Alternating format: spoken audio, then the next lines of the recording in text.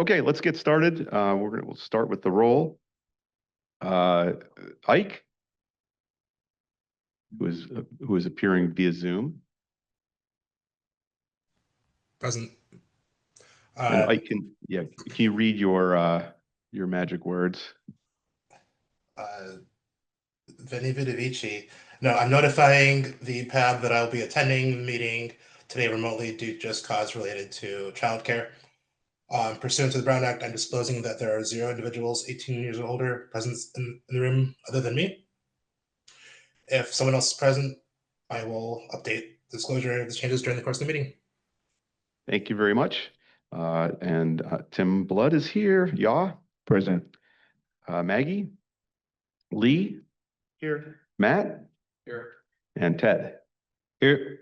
Excellent. Thank you. Now move on to the chairman's report. I'll do an overview of what we're here to do today and the order we're going to do it in, and then we also I have a speaker as part of my report from EFF, Thorin Klazowski, who is going to give a short presentation.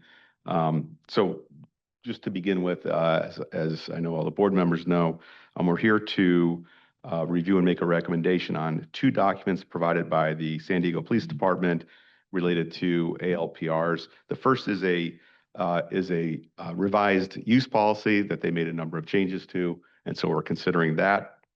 And then the second is the amended ALPR 2025 annual surveillance report, and we're doing it at the end of the year because the committee of the PAB has been working with the police department on that document, with the goal of improving the contents of that document. So we're going to take those items in that order, and then we're doing some things in reverse order just to keep everything moving along. And then item number 4, after we get through those, will be approval of the October minutes, and then any non-agenda public comments. We're doing things a little bit in reverse, but it's so we can get to the meat of the meeting right away, and that we have plenty of time and plenty of energy to deal with all that. So I'd like to now turn it over to Thorin Klazowski, who is with the Electronic Frontier Foundation, which is a prominent, well-known national privacy group. Thorin, go ahead.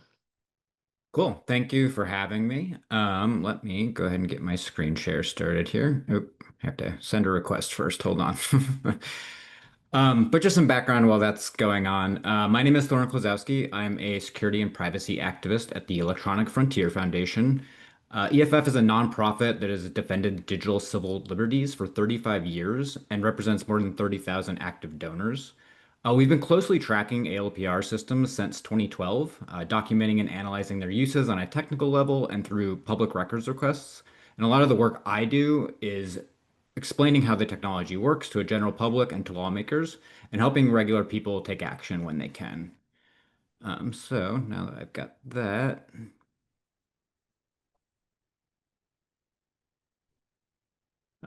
Cool. Well, there's everything I just said, basically.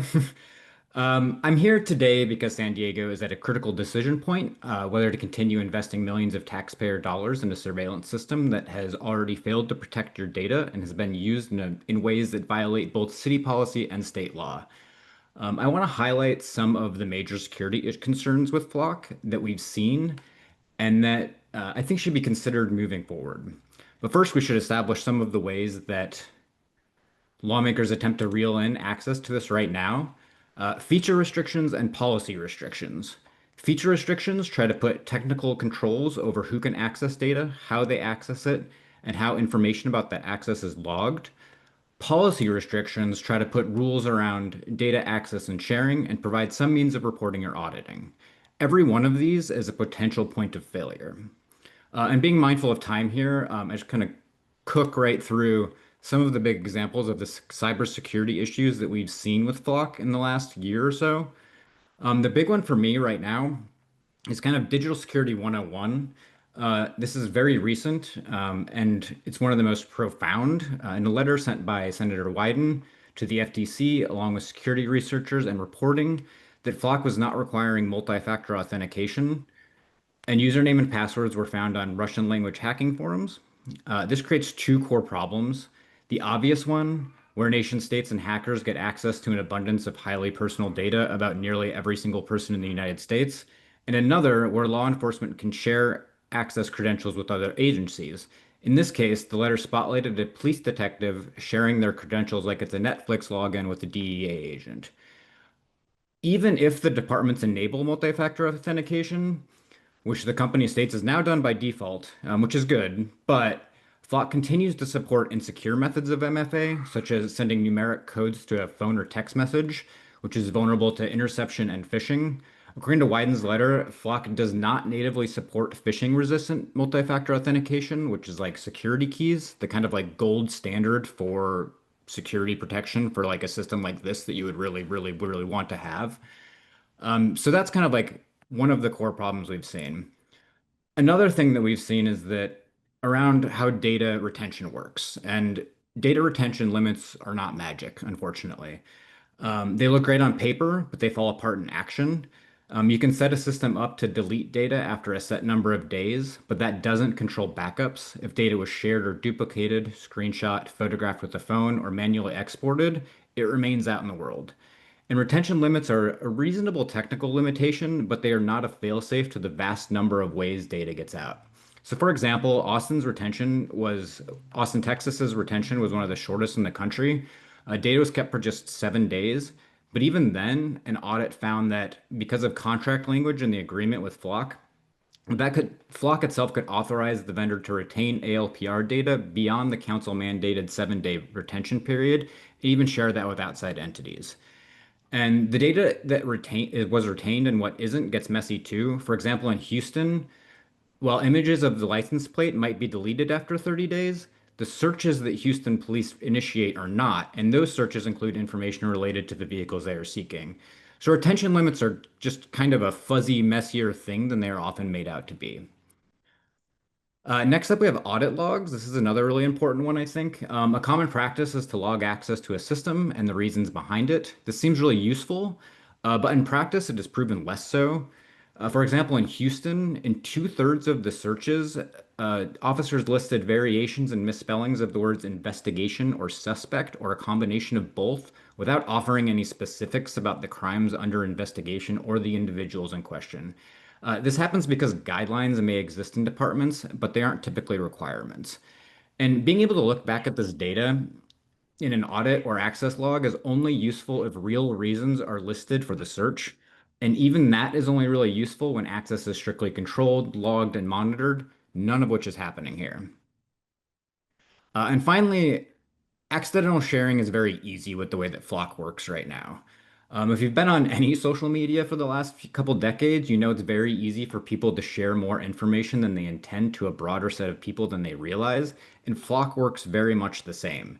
For example, after a researcher found that a police department in Boulder, Colorado was sharing data with the Customs and Border Protection, the department told a reporter that Boulder Police Department does not have an agreement with the U.S. Border Patrol for Flock searches. We were not aware of these specific searches at the time they occurred. And prior to June 2025, the Boulder Police Department had Flock's National Lookup feature enabled, which allowed other agencies from across the U.S.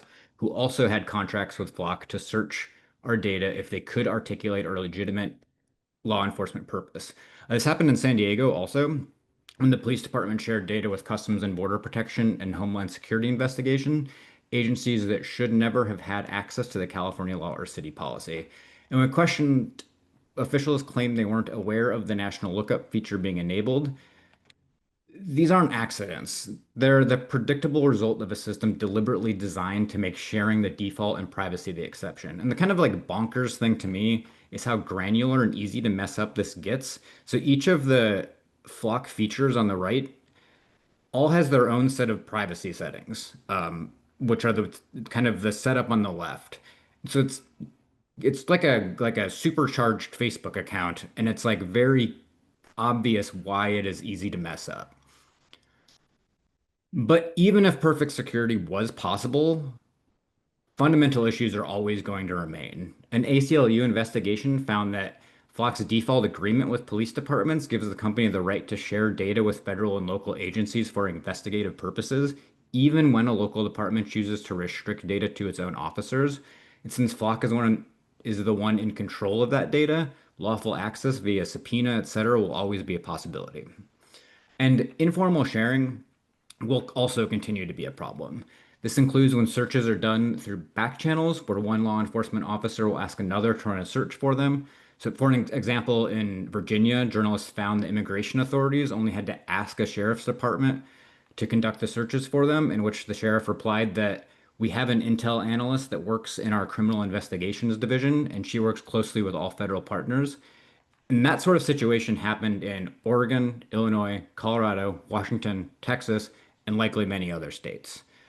I think as we've learned time and time again from like breaches in federal databases, consumer products, infrastructure, if data exists in the cloud, it will be exploited. So thank you again for giving me the opportunity to speak about this, and I'm happy to answer any questions. Thank you very much. Unfortunately, we can't open it up for questions because of some Brown Act issues and the way we were able to slot you in. So you were part of my chairman's report. Cool. But we'd love to have you back sometime, and we can slot you for a regular speaking presentation role with questions. So I very much appreciate you taking your time, though. Thank you. Thank you. Okay, now we're going to move on to action item number 2. Board discussion about the revised ALPR use policy. As a reminder, the use policy is the governing document. It's the legally enforceable document that governs use of technology. It is not vendor specific. It is intended to be a document that sets out all the rules for use for a particular type of technology. And we're starting with that first because that's in many ways that's sort of the most important document, because that is essentially the law that must be followed, and it's enforceable. Everybody should have received, and it's been posted online, a report by the ALPR subcommittee of the PAB. That is a draft recommendation and report. And so I think what we want to do is, what's that? Yes. So with that, we will proceed with public comment on just the use report. And then when we're all done with the use report and after we take a vote, we'll move on to the annual report. Thank you, Chair. We do have 2 speakers here in chambers. We will first start off with Lily Irani.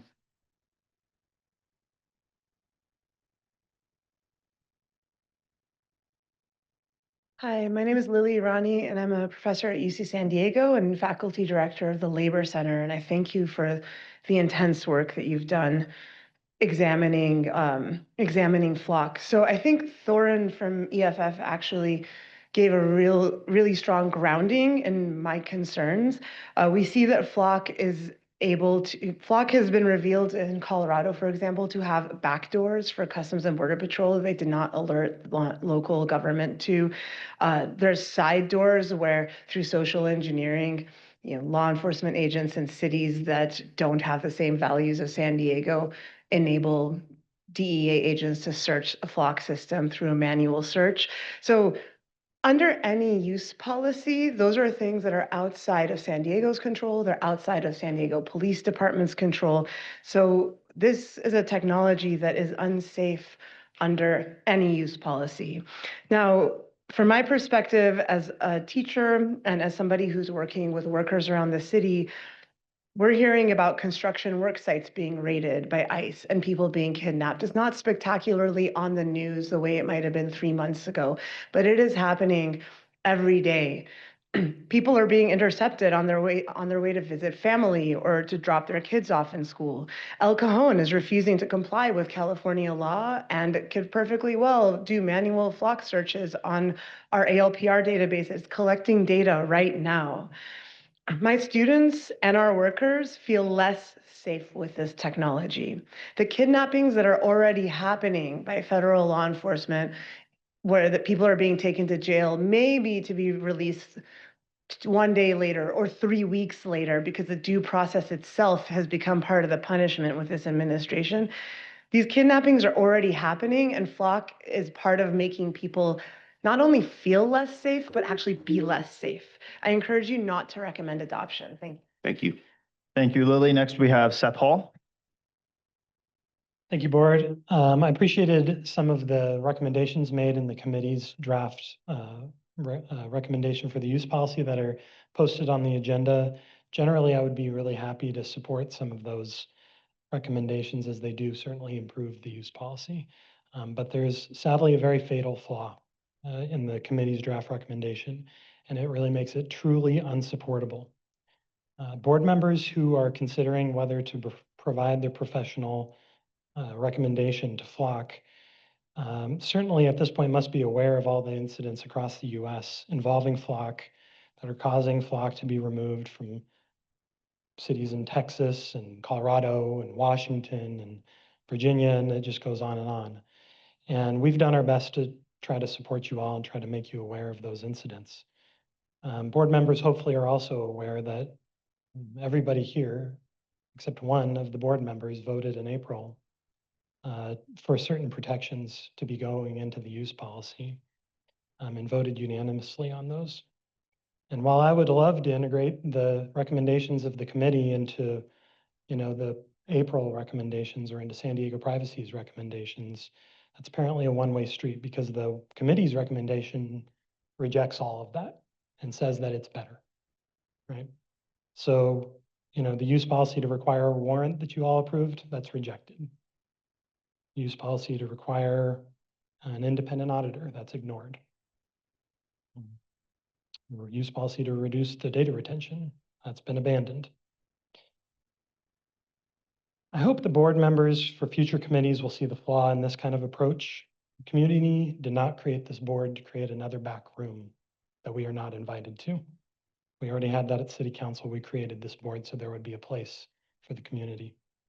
The committees are welcome to discuss issues with anybody they want, and they're doing so, but they're not inviting the community. And while we're not going to take you to steak dinners or nice ride-alongs, we will help you improve the products coming out of this board. Thank you. Okay, thank you very much. Thank you. That does, there are no other speakers here in chamber, so moving to those online, we do have several folks with their hands raised. And so hold on, let me get the timer set up here. Okay. All right, so first we'll start with Tanner Marino. I'm going to ask you to unmute. Hello, can you hear me? Yes, and you are good to start. Hello, I am a software engineer, and I'm constantly amazed at what technology can do. This is an exciting time for innovation with new fields ripe for exploration. But being new comes with some risks, and we might be moving too fast. Just this week, Senator Wyden and Representative Krishnamurthy asked the FTC to investigate Flock for negligently handling Americans' personal data. As someone who works in this field, I've seen firsthand how real these risks are. The problem with collecting personal data is how easily vulnerabilities emerge. One small security gap, one rogue employee, or one policy oversight can expose, mishandle, or abuse people's information. And that's when everyone is aligned in treating data with the utmost care. We've already seen this play out with Flock right here in San Diego with our own police department. We cannot ignore these warning signs. Despite local restrictions, SDPD disclosed license plate data to federal agencies, including the Homeland Security and CBP. ALPRs were deployed at Comic-Con and Pride without required council approval. I urge you to cancel this contract and return to the drawing board. At $3.5 million annually, our community deserves better than systems that put our rights at risk. We owe that to our friends, family, and children. Thank you. Thank you. Thank you, Tanner. Next, we are going to go to Humaira Yusufi. I'll ask you to unmute. Thank you. This is Humaira Yusufi with PANA. The PAB was created for the purpose of increasing transparency, accountability, and for ensuring that people's privacy was taken into account before unleashing rogue surveillance in San Diego. That we'd have a panel of experts that understood these implications and could properly advise the city. But the proposal that's on the agenda today is not that. You can clearly see that between April and November, some members of the board have been swooned by the police. You all have heard from them without taking into account the real issues that we have come for months to you telling you about, the real concerns from community, that there is no way to safeguard San Diegans' data with Flock, and the results are detrimental. Immigrants in our city are witnessing unprecedented number of abductions. We are separating families, and your approval of this technology will mean that you are complicit in these families' horror stories. I just want to be clear that if you all vote for this today, that is what you are signing your name to. We have seen with this current use policy that they have failed to adequately improve auditing and data sharing protections, and they haven't shortened the retention time or included warrants. So I'm very confused why we wouldn't continue to demand these and to continue to tell the council not to accept the use policy at all without these recommendations in place. I ask you to vote to reject this use policy altogether, or at the very least include your recommendations back in April, because this is not the time for business as usual. This is not the time for you all to just think, oh, it's okay, we can just make some minor adjustments. Our communities are suffering all throughout San Diego, and we are watching you. Thank you. Thank you. Thank you, Myra. Next, we have Jay Goldberg. Hi there. I appreciate the improvements and changes to the use policy. However, it still doesn't include things like customer managed encryption keys to prevent Flock, an out-of-state entity, from extracting or using our data. In my opinion, the validation of a hit should include that the vehicle matches expected vehicle attributes, which is not stated clearly in the report. We've seen several municipalities and police doing high-risk stops against people who were innocent because of misread plates and vehicles that did not match the descriptions at all. I'm not happy that a clause was stricken that allows public access regarding basic details that should be disclosed, including the user's ID, their name, and suspected crime code or investigation incident number. This data should already be published on the Flock transparency portal. Of course, the main problem with Flock and ALPR and AI surveillance is the historical data, not the hot list feature. A judicial warrant must be required for searching historical data, same as with other previous government surveillance programs that were considered unconstitutional. The use policy should say that generation of reasonable suspicion cannot be allowed. This was not in the amended report. Flock is already marketing predictive crime and pattern recognition to find suspicious behavior and reporting it to police. Police need to be the originators of this reasonable suspicion. Thank you. Thank you. Thank you, Jay. Next, we will go to Nancy Relaford. Ask you to unmute. Okay, thank you. You can hear me? Yes. Good, great, thank you. I second or third what other speakers have been saying, and I also want to thank Thorin from EFF and also Seth Hall from San Diego Privacy, as well as the Trust Coalition for all of the great work and research and analysis. I forgot to say my name is Nancy Relaford. I am with Surge, Showing Up for Racial Justice, and with the Trust Coalition. I would ask the board to please look at the entire context and the knowledge we have and the investigations and litigation that are unfolding every day right now, and take a larger view. This is not the time to wordsmith and to make small focus recommendations and decisions about the policy and other details of San Diego's use of Flock ALPR. I urge the board to reject the proposed policy because protections and assurances on paper are irrelevant. We know they are right now. We have enough facts for that. We know now that Flock lies. You can say misrepresent or other things, but Flock lies to its customers, to the public, and so forth. The police lie about how they're using it and how they're protecting our data. Flock ALPR is unsafe at any speed. And I want to also say that that's not just Flock. ALPR is dangerous. Flock is just making it very obvious. ICE and other agencies are using our data to cause real and serious harms to real people. I urge the committee to flex any power and credibility you can muster to recommend not only not adopting the policy, but recommending an emergency suspension of ALPR use in San Diego until things are resolved. Thank you. Thank you, Nancy. Next we have Serge San Diego. I'm going to ask you to unmute. Hi, I am Nancy Beam with Surge San Diego and also with San Diego Families for Justice, and we're part of the Trust Coalition.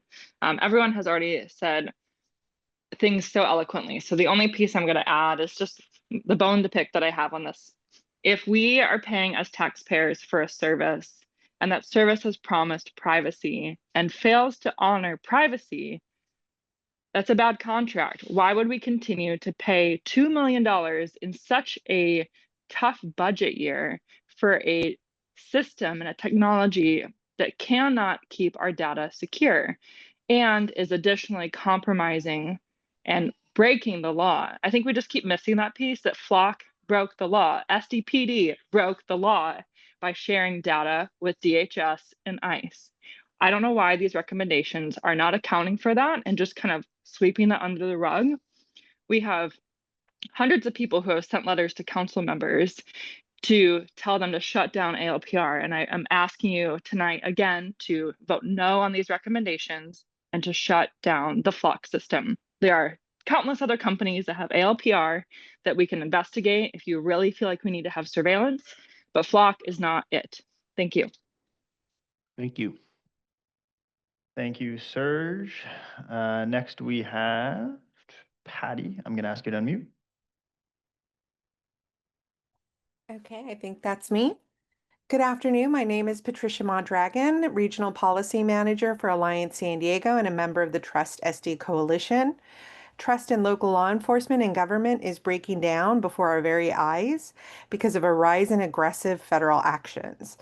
Actions targeting people for exercising their basic rights, to protest, to speak freely, to seek reproductive or gender-affirming health care, or even just for being perceived as an immigrant. And we don't have to look around the country for examples of this. This is happening on a weekly basis here in San Diego, including just in the last several days in the city of Coronado and in Golden Hill. There were some massive arrests. We've seen what happens when institutions collect massive amounts of personal data. It gets breached, shared, or misused without consent. This erosion of privacy has real consequences. People are afraid to share their information, afraid to move freely, and even afraid to seek help from their own government. I know people personally that are afraid to drive their cars because they're afraid of the ALPRs picking up their license plate information. We had a huge election yesterday that shows people are looking for more than business as usual. We're looking for substantive change. We're looking for our rights to be protected. For years, the community has asked you as tech experts to help us protect San Diegans' rights to live without being watched, tracked, or targeted. Yet you appear to just want to justify and rubber stamp really bad technology. Again, we are asking you to recommend ending the Flock ALPR contract, reject the use policy. It's a statement that this city values privacy, dignity, and public trust. It will also save us $2 million that can go towards real community needs, which we need right now. Thank you. Thank you. Thank you, Patty. And then our final speaker is Anselmo Estrada. Asking you to unmute. I just want to make sure y'all can hear me. Yep, you're good to go. Wonderful. My name is Anselmo Jake Estrada, AJ Estrada. I'm the political director for the San Diego Building and Construction Trades Council. I want to echo the calls made here tonight that this board reject the use policy. I understand that local law enforcement believes they found utility this technology, but the concern we should all have is whether that utility justifies the infrastructure of mass surveillance that we are building for the federal government. The Trump administration's coziness with Flock and the multi-billion-dollar owner of that company, it's terrifying. It's terrifying because this is a lawless federal government that openly defies courts, Congress, and everything in between. Meaning, no matter what policy that the police department puts out there, they'll ignore it. they've shown us, just like they've told us they will ignore California legislation that prohibits ICE to wear masks when that goes into effect after January. Flock technology, the flock technology being discussed today can only be deployed a fraction of the time as well, which means what does it do the other 20 hours of the day, and how will that impact San Diegans trying to get to work, access healthcare, attend a protest? How will this federal government turn this technology against our communities?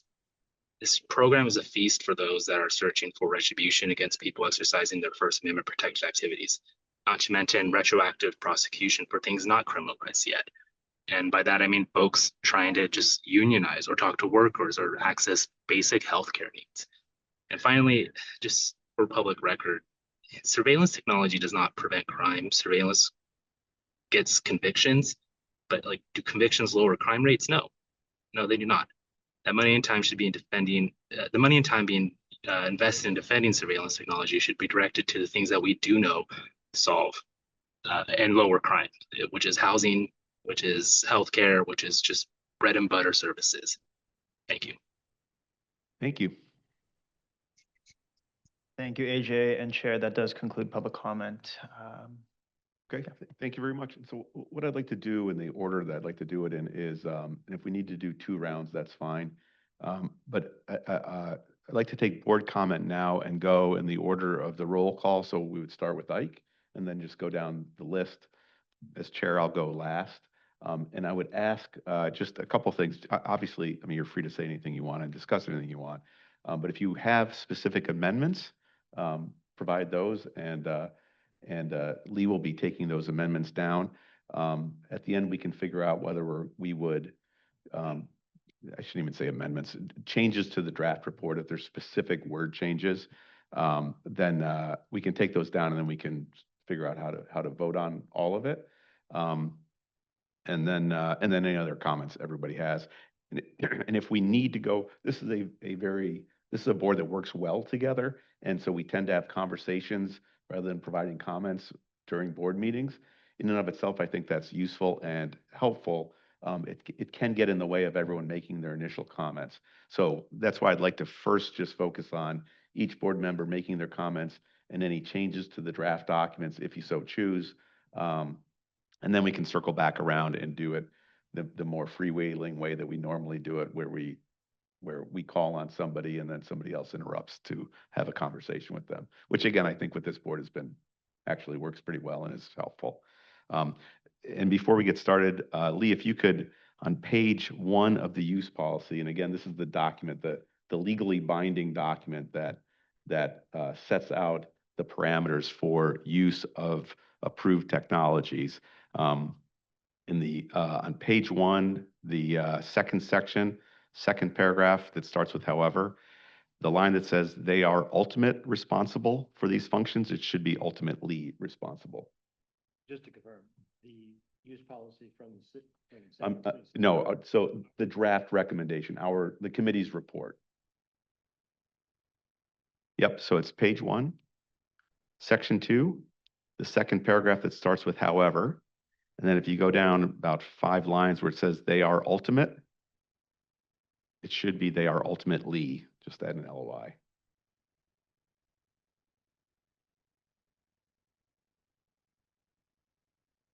Okay. And then that was the only typo I found. And then obviously when it's your turn, if you found any other typos, jump on in, but otherwise we can focus on substance. So Ike, you want to go first? Sure. I think it was the commenter from Surge San Diego who said it best. Flock broke the law, plain and simple. And that's literally the reason why we're all here today. Well, why you are all here, sorry. So they came back when we did a new version of this just to get ahead of this. So I feel like we're really at risk here of losing legitimacy among not just the communities, but even council, right? So like, how can we pass a recommendation with, right, 14-day retention period, warrant after 24 hours, right? And demand that this gets enforced and say, we cannot accept this. And then come back and just go over that. Like, how can any recommendation be taken seriously if we don't enforce the one from April? That's all I have. Thank you. Yeah? Oh, you skipping Malcolm. Yes, absolutely. Maggie?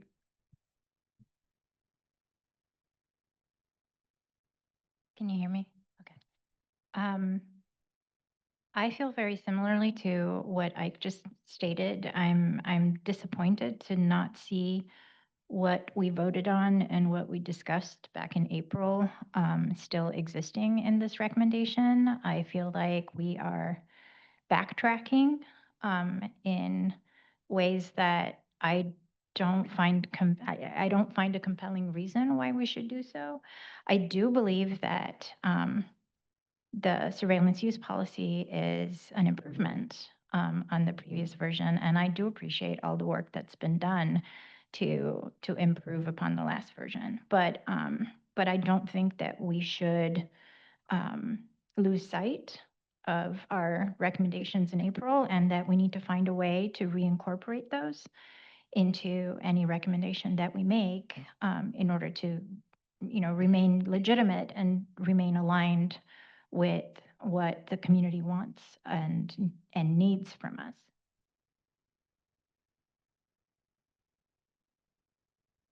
Okay. Thank you. Lee? Basically, I think it's very important to not let issues that are not resolvable, potentially resolvable, get in the way of adoption of a technology that is, I'm sure it's going to be beneficial to the use of law enforcement. I completely understand and agree that surveillance doesn't reduce crime in and of itself, but it certainly is a resource and a asset that can help law enforcement basically follow up and investigate issues and help set precedent for going forward. And there are certainly some issues with regard to the technology, but I believe that there are ways that we can fix it to ensure that at least the major issues are going to be addressed. And I don't want perfect to get in the way of good. I realize that people's privacy and livelihoods are very important. And so I don't want to create any issues that are going to impact people's livelihood, but I do believe that this technology has its benefits. And with our comments and with our work to date, we can put parameters around the technology and make it valuable for the community. Thank you. Matt?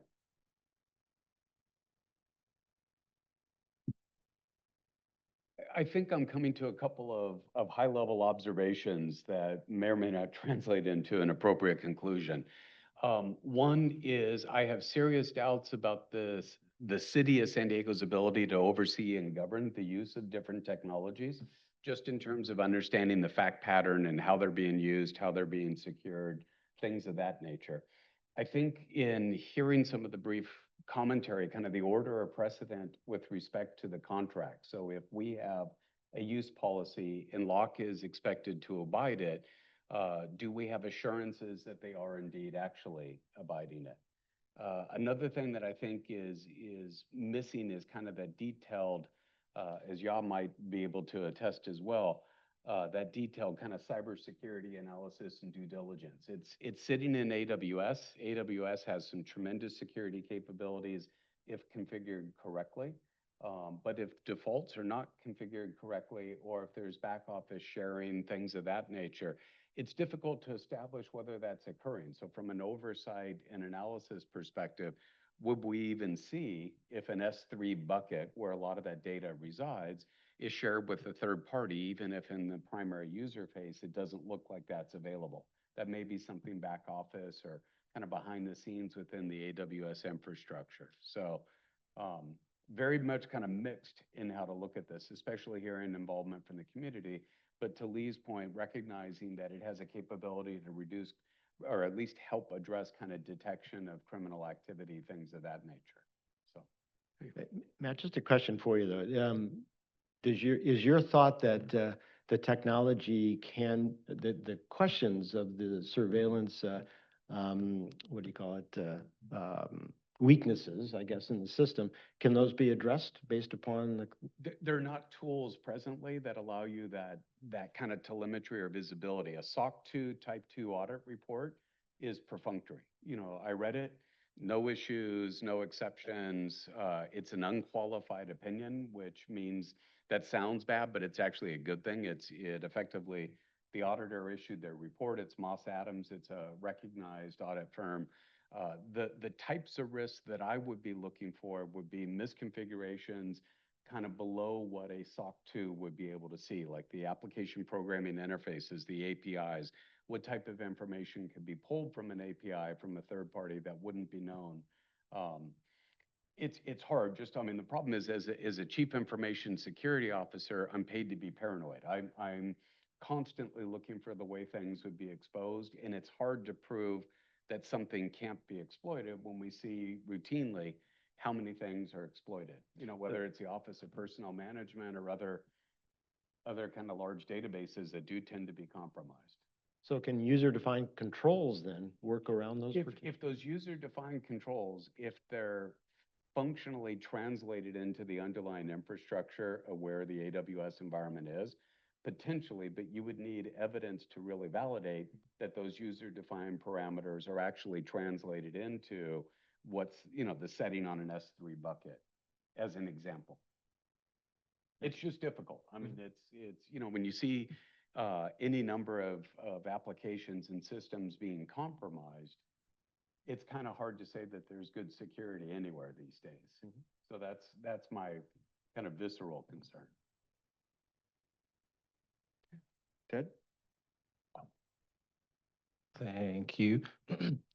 I agree with, you know, some of the sentiments of my colleagues that we've been hearing today. We made a lot of progress in the conversations that we've had and the standards that we have to work with. And one of the main things concerning me today is like, we are still not trust ordinance compliant.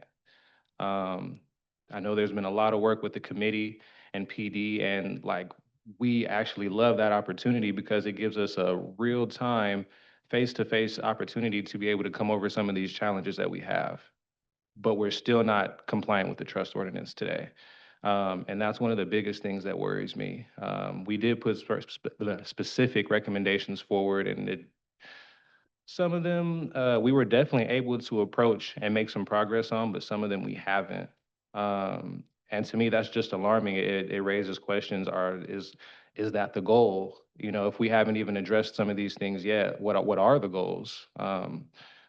So yeah, it just makes me think about where we're going and our trajectory and the speed that this thing is happening. Because if we're trying to get this done within a time frame and a time limit, and we have these windows that we have to hit, but we're still not in compliance, does that mean we're just going to speed through everything without being in compliance? And that's pretty troublesome. So if this is the appropriate time, I would like to make a motion. We finish the comments first. Okay. I'm not sure if procedurally you can make a motion now, but I would but if you could, I would just ask that we finish comments. Oh, okay. Okay, then go ahead then if you want. Okay. I'm a little bit of a rookie at this, excuse me. But I would like to make a motion that we actually amend our recommendations and adopt our original April recommendations with the no. And I say that because we are still not in compliance with the trust ordinance. Regardless of whatever we do, we have to be in compliance with that. And some of these things, some of the recommendations that we originally put forward in April haven't even began to get addressed yet. I know that we've came a long way on the audit process, which is very difficult. And we started talking about different type of KPIs, but there's still other very, very important things that haven't been addressed yet. So I would like to make a motion that we adopt our April recommendations of no. Point of information, I believe the April recommendation that you're referring to is on the annual surveillance report, of which we did cover ALPR. Correct. I don't know if that's going to be able to, if we can apply there now, but just for point of information, the document from April is the surveillance report which has those 4 recommendations. And I don't know if this can be applied if the surveillance report is the next item. But again, I don't know how this whole thing works. No, thank you for that, Ike. And that gives me a little bit of point to clear. I would actually like to apply that to both of the items. I would like to apply that motion to both of the items to go back to our original April recommendation. Okay, and just to clarify, so it's the recommendation of not approve, but for the reasons, would it be the reasons reflected in the current reports? I would say the reasons that are reflected in the April report, because all of them still have not been addressed.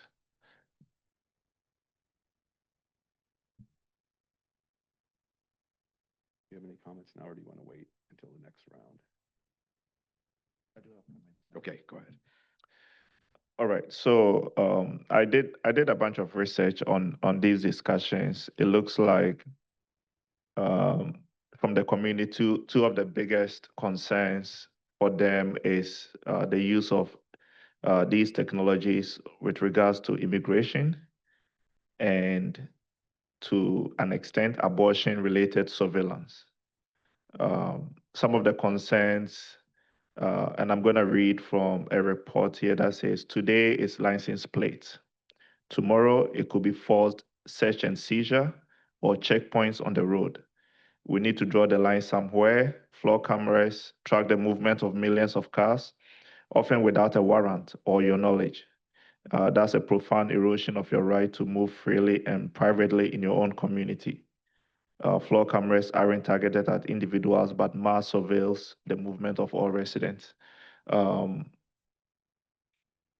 think to an extent, concerns of the community definitely needs to be taken into consideration. It makes me reflect back on some of our previous discussions, and there's a lot of controversy with regards to flock in general, right? Not just in San Diego, but even across the state, in Wisconsin, Portland, different places. Looks like people are scared of how far we can take this technology. And with the incorporation of tomorrow AI, it becomes even much more threatening. If we are looking at using this technology for violent crimes or for serious cases, then at what point do we begin to use it for petty infractions, where some populations are targeted disproportionately to other populations? I'll hold back all my other comments, but it's for me to just indulge the board for us to reflect on some of the discussions we are having and the concerns of the community, and make sure that if we are allowing this technology to be used in San Diego, we are taking into consideration 20 years, 30 years from now, how this technology can change the livelihood of citizens in San Diego, right? I do recognize as well that as much as the US will be hosting the 2026 World Cup with Canada and New Mexico, there's going to be even greater risks of, foreigners and, tourists and visitors to the city of San Diego, right? Those are things we also need to take into consideration, how this technology can support the SDPD in doing their work. So in a way, I'm torn between the legitimate use of this technology versus the concerns of the community. I will yield here and then come back later on if I have a much more, I guess, conclusive comment on this. Thank you very much. So I want to bring it back for a moment to the particular document that we're looking at, and it's the use policy. And we can certainly decide really through either of these documents, the use policy or the annual report, whether ALPR should be recommended or not. It's really either vehicle serves that purpose. But I do think it is important from a process standpoint, and maybe this is just the lawyer in me, to focus on what the two documents are and the role they play, because I think that's very important. The use policy is the legally binding guardrails for surveillance technology, what it can do, what it can't do, all of those types of things. The report that we have done on the use policy covers a lot of territory and makes a lot of recommendations. Not necessarily in volume, it doesn't go on for 100 pages, but what it does pick up are really critical things, such as, oh, and let me add one other thing for the use policy and the board's role as I see it under the trust ordinance. It is not our job to write the use policy. It is our job to be presented with a use policy and to review it and make a recommendation for approval or not. So the draft recommendation is not prescriptive. It is not detailing what the use policy specifically should say. It does that in some regards, but not everywhere. And it's really up to the agency, the city agency, to go back, figure out, given the technology, where the data is stored, all those sorts of issues, what the answers are to our questions about how to audit things, how to make sure the data is secure. Are they taking commercially reasonable steps to make sure that the data is secure? As a general matter, this can be done. We know this can be done because there is incredibly sensitive data. Many people would argue more sensitive than ALPR data that is maintained on the government AWS system.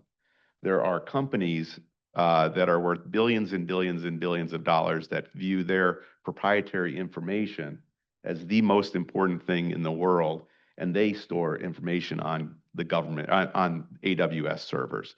There are ways to do it. I think our task, and anybody coming in front before us currently, the police department, our task is to help those departments define a use policy, if possible, in order to put around those parameters so that an otherwise approved technology can be used. And in some ways, it's kind of a pedestrian job, important but pedestrian, and not terribly interesting. I also think that the use policy, and if the council followed our recommendation to exclude FLoC, for instance, in a use policy, may well be violating various government contracting laws. We probably can't do, if we made that recommendation, don't use FLoC, that would probably, the city attorney would probably tell the city council that they can't adopt that. Now, that doesn't mean that we can't make a recommendation to not use FLoC. I think that's where it comes into the annual report, the annual surveillance report, is where we look at how has this been done? Has the use policy been followed? Are there problems that have arisen that we did not anticipate that must be addressed? And has the agency department done what it's supposed to do? Have the vendors done what they were supposed to do? And then any improvements. And that's really how that works. And so I do think it's important to focus on the use policy and our recommendation. And so I would ask, and it's certainly legitimate to say there should be no use policy whatsoever for ALPRs. I think that carries with it risks for the board, because the city council has, as a general matter, made it pretty clear that they are comfortable with ALPRs. That may change in the future, but that has been where they have been leading up to this point. So I think we really should focus on edits to the use policy. To Ted's motion, we can either say approve with these recommended changes, which means we don't approve unless these recommended changes are made, or reject because these recommended changes need to be made. And I really, frankly, think it gets us to the same place. I don't think the wording of that matters all that much. It's still a recommendation that things need to change.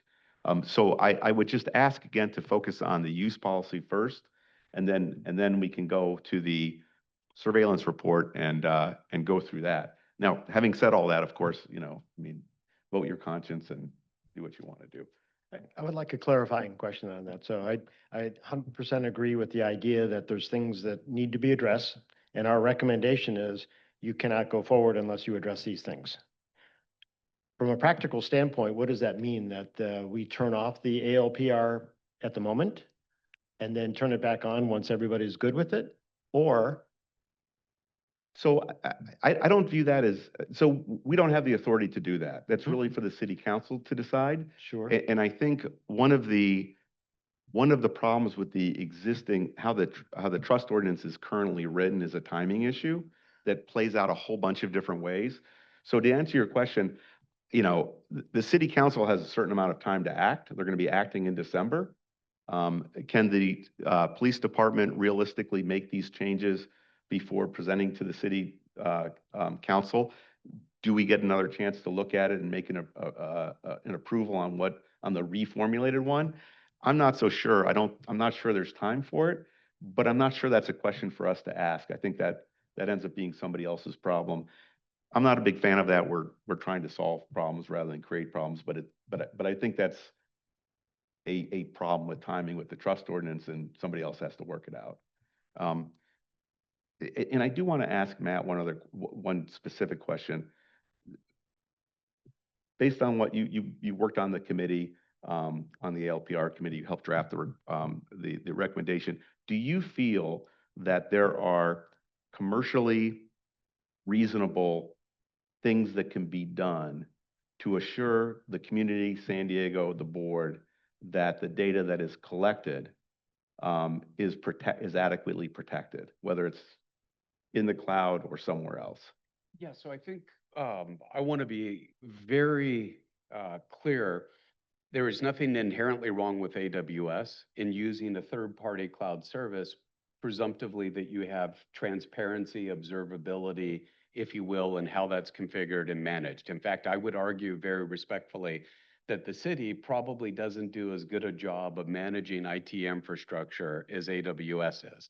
AWS has 4 full-time physicists that study airflow in their data centers.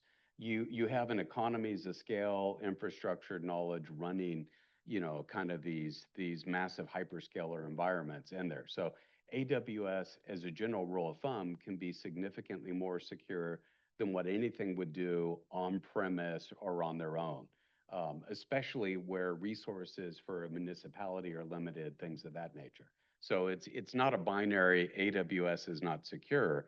The issue is how Flock uses AWS, and does the city have the visibility into those underlying configurations in the vehicles available right now, like a SOC 2 Type 2 audit report and the ISO certification. They're suboptimal. You don't really have the visibility of whether or not other activities are taking place. There are logs that are made available to the city and the PD. There are logs that are made available to Flock. There's a degree of obfuscation around what is available for the city in its oversight and governance of that relationship with Flock. And so do you think it's possible to change the use policy to require, from the city standpoint, more transparency with regard to those items? I think you could, like on certain types of logs, certainly default deny with respect to sharing, having stronger authentication protocols, not just MFA, but stronger kind of like, I'm preaching to the choir with y'all here, but like FIDO2 and other strong authentication approaches, I think would be advisable, so that you have non-repudiation of transactions within the platform, and then being able to know very explicitly, like an inventory of the APIs that can be called against the database, what comes out of those API calls, and who's allowed to see those. That level of due diligence, I think should have been done by the city of San Diego in advance to the deployment. I question whether or not the competencies are there within the city of San Diego to do that at scale with some of these things.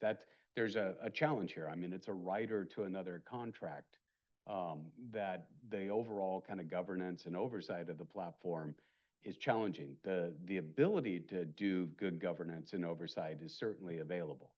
But the city has to commit to doing these things and doing it correctly. Perhaps through a professional privacy staff. A professional privacy staff would be highly advisable. Yes. A technically trained professional privacy staff as well. It's not just to understand data minimization, pseudonymization, tokenization, other types of privacy enhancing technologies. It's the ability to kind of look at configurations within an environment and say, yeah, that does, provide a high level of assurance that that data element or that data set is not being used in an inappropriate fashion. These types of preventive controls are fairly common with IT infrastructure, right? And so obviously we have a lot of sensitive data out there in the community already using these types of data with UWS, et cetera. Why can't we adopt those types of preventive controls?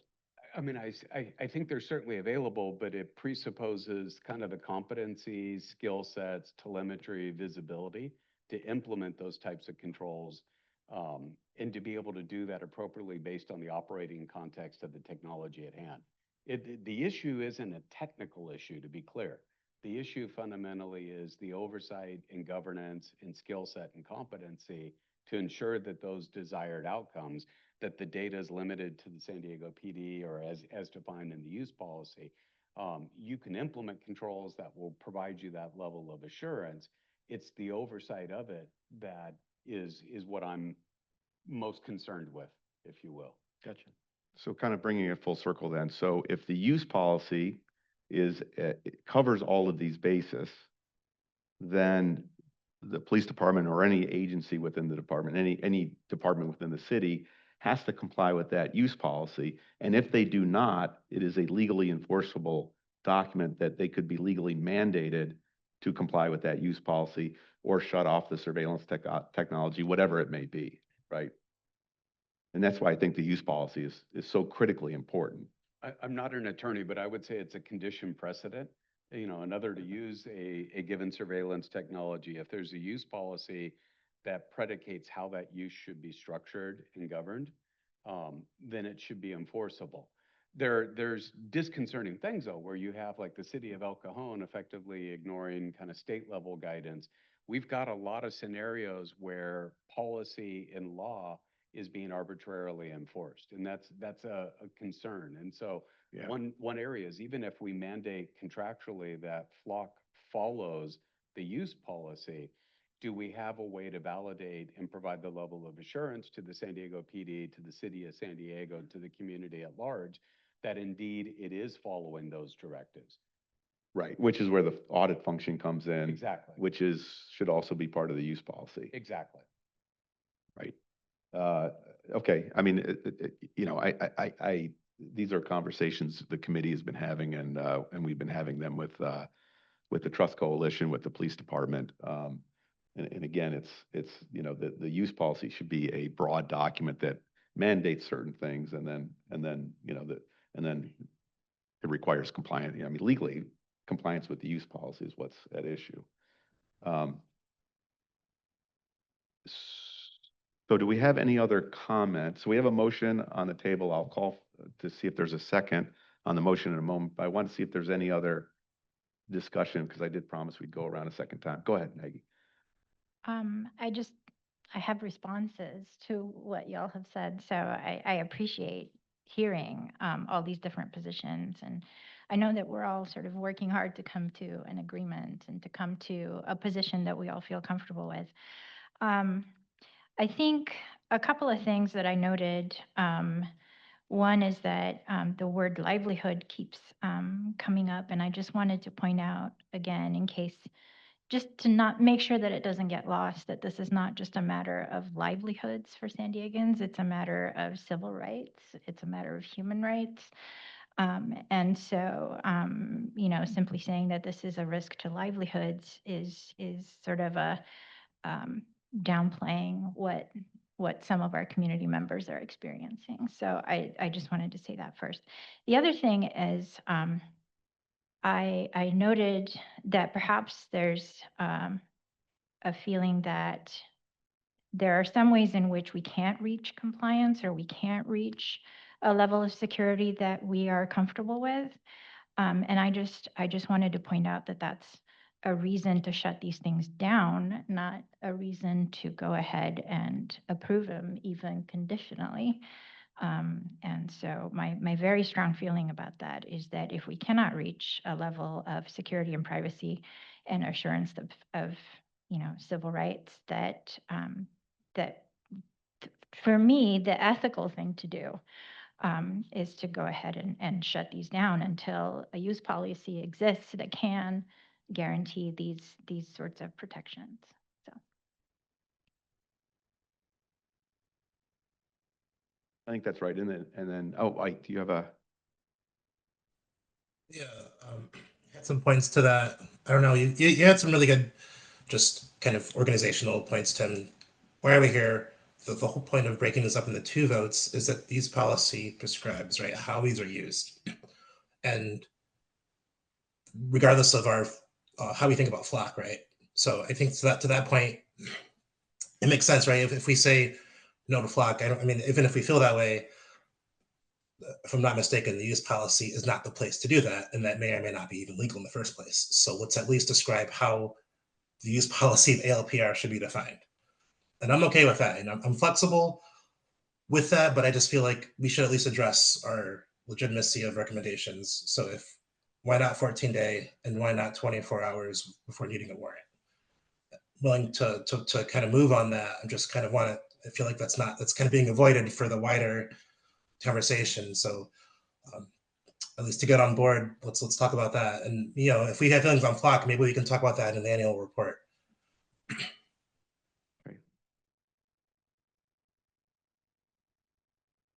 So basically, if we're not willing to adopt things like the 14-day retention period or needing a warrant at 24 hours, which we explicitly unanimously voted for, what changed? And doesn't that make this current recommendation more or less also ignorable?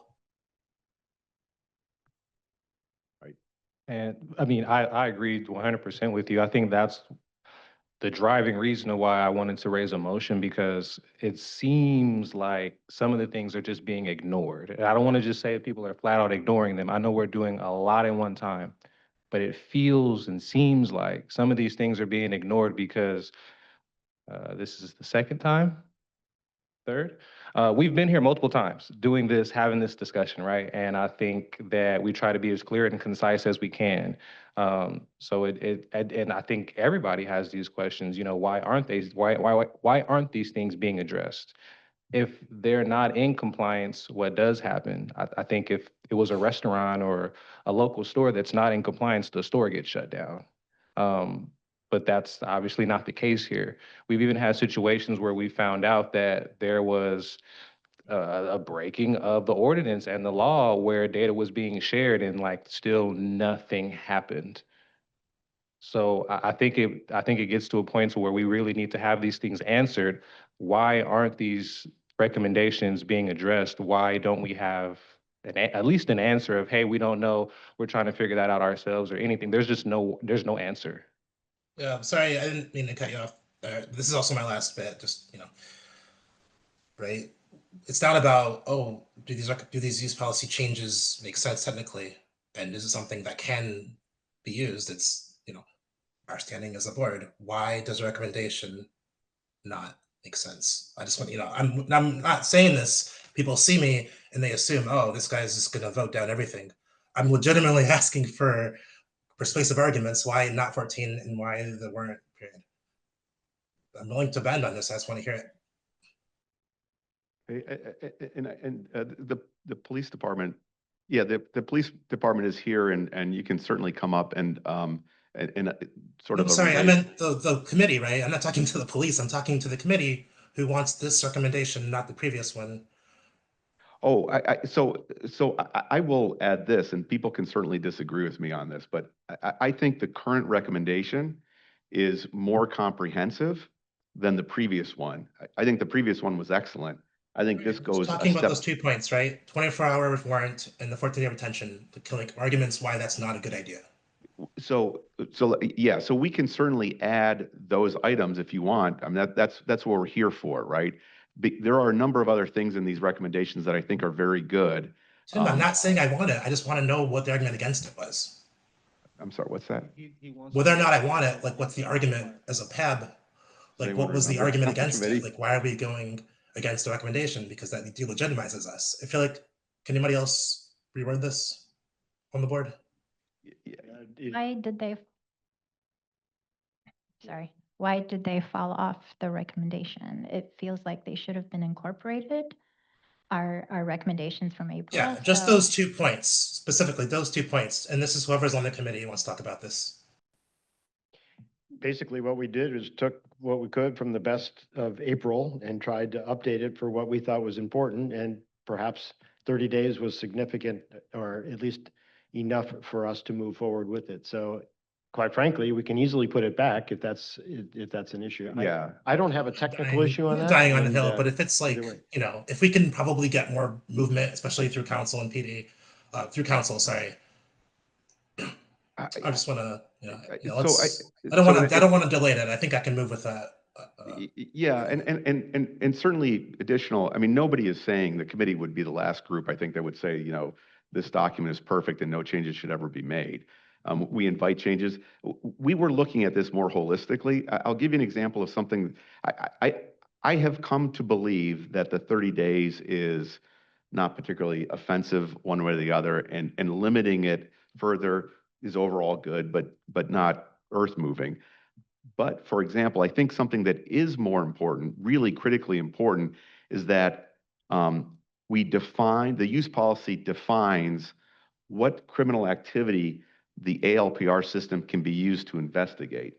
Because if you just say police activity, it occurred to the committee as we were working through this, police activity is a very broad, non-technical, vague concept that could kind of swallow the rule. And so focusing on something like, you know, police department, before we can approve this, please present us with a description of a definition of what police activity is a far more important issue than whether we reduce the number of days. And I'm not suggesting again that that's unimportant. I just think the more I learned about ALPRs, the more I kind of thought the 30 days was not terrible, you know, and probably adequate.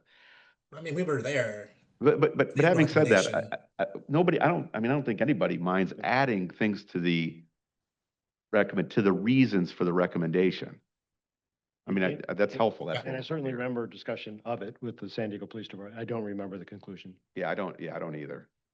All right, we're in a good spot. I think we're getting, you know, and I certainly agree, right? Clear language and having that, but I do, you know, just want to be sure we're not down the road in 2026 and it's, oh, hey, we have a recommendation.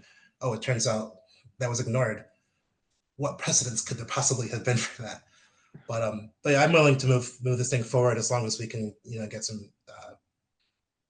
hash these out, at least talk about these.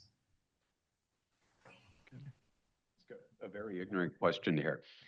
So we have a transaction occurs, a license plate goes through the reader, it gets read, and then it's stored in the system, Ike, sir, to your point, for 14 days if that recommendation were adopted. So effectively, there's a 14-day window from the moment that data point was collected for the individual that may have had their car stolen to report it, or for crime associated with the individual who is the known owner of that license or that vehicle to occur. So there's kind of a data parameter here that should be knowable. If there's like a long tail, you know, 30 days may be in order. If most cars are reported stolen within a day or two of the actual theft of that car or the crime, then that narrower window kind of makes sense. I don't know if we delved into, I wasn't involved in April, if we delved into kind of that data analysis, or if I'm even framing it or understanding it. Certainly, and I think PD was there for some of that. I was just curious how many of these conversations made it in the committee when that 14-day recommendation that we unanimously agreed on was contradicted. Yeah, and even then, that's not the hill I'm willing to die on. I think we can can still move forward. Let's move forward anyway. Okay, and if I could, I would like to ask of the police department. I mean, as a general matter, you know, you've seen our recommendations.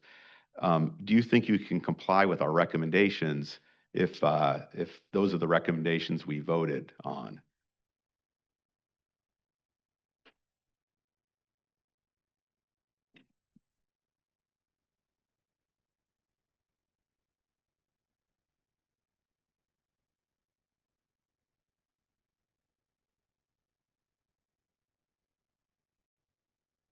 Well, just know that we're going to be still reviewing, and then it sounds like the target is kind of moving now from what was the proposed. We've looked at those and we're still reviewing those recommendations. Again, we're happy to have done the work together to get to that where the document is, but it sounds like there's now even more new recommendations that are being made on the dais on this. Yeah, no, believe me, I'm not trying to ask a trick question and corner you. I'm not asking you about recommendations that have yet appeared in the document, and I understand because we've all been under time pressures with regard to when everyone's been receiving these documents. As a general matter, I suppose maybe that's a more fair question. Is the police department generally willing to adopt the recommendations that we're making if the draft report gets through?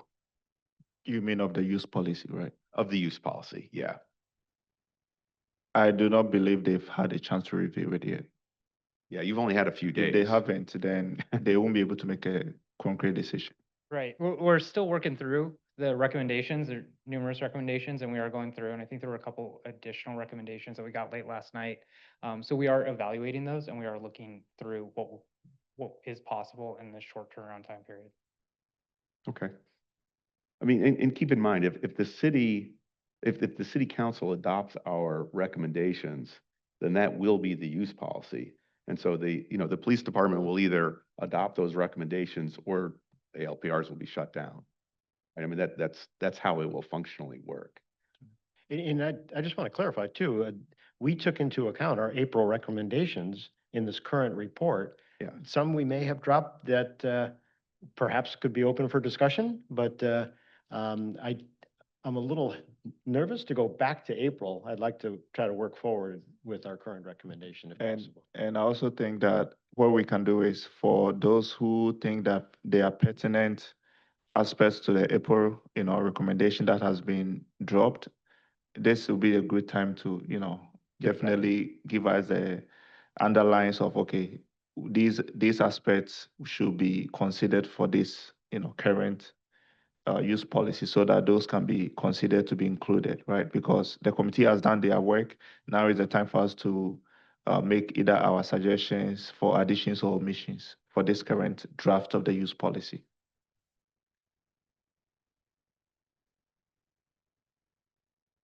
Thank you. Okay, so we have a motion, and then after, do we have a second on the motion? And the motion is, why don't you restate the motion to make sure we're clear on what the motion is? Yeah, for sure. My motion was to adopt our original April recommendation, where we unanimously voted no due to the fact that specific parameters were not met.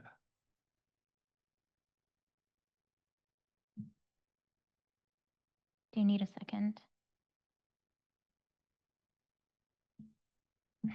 I second.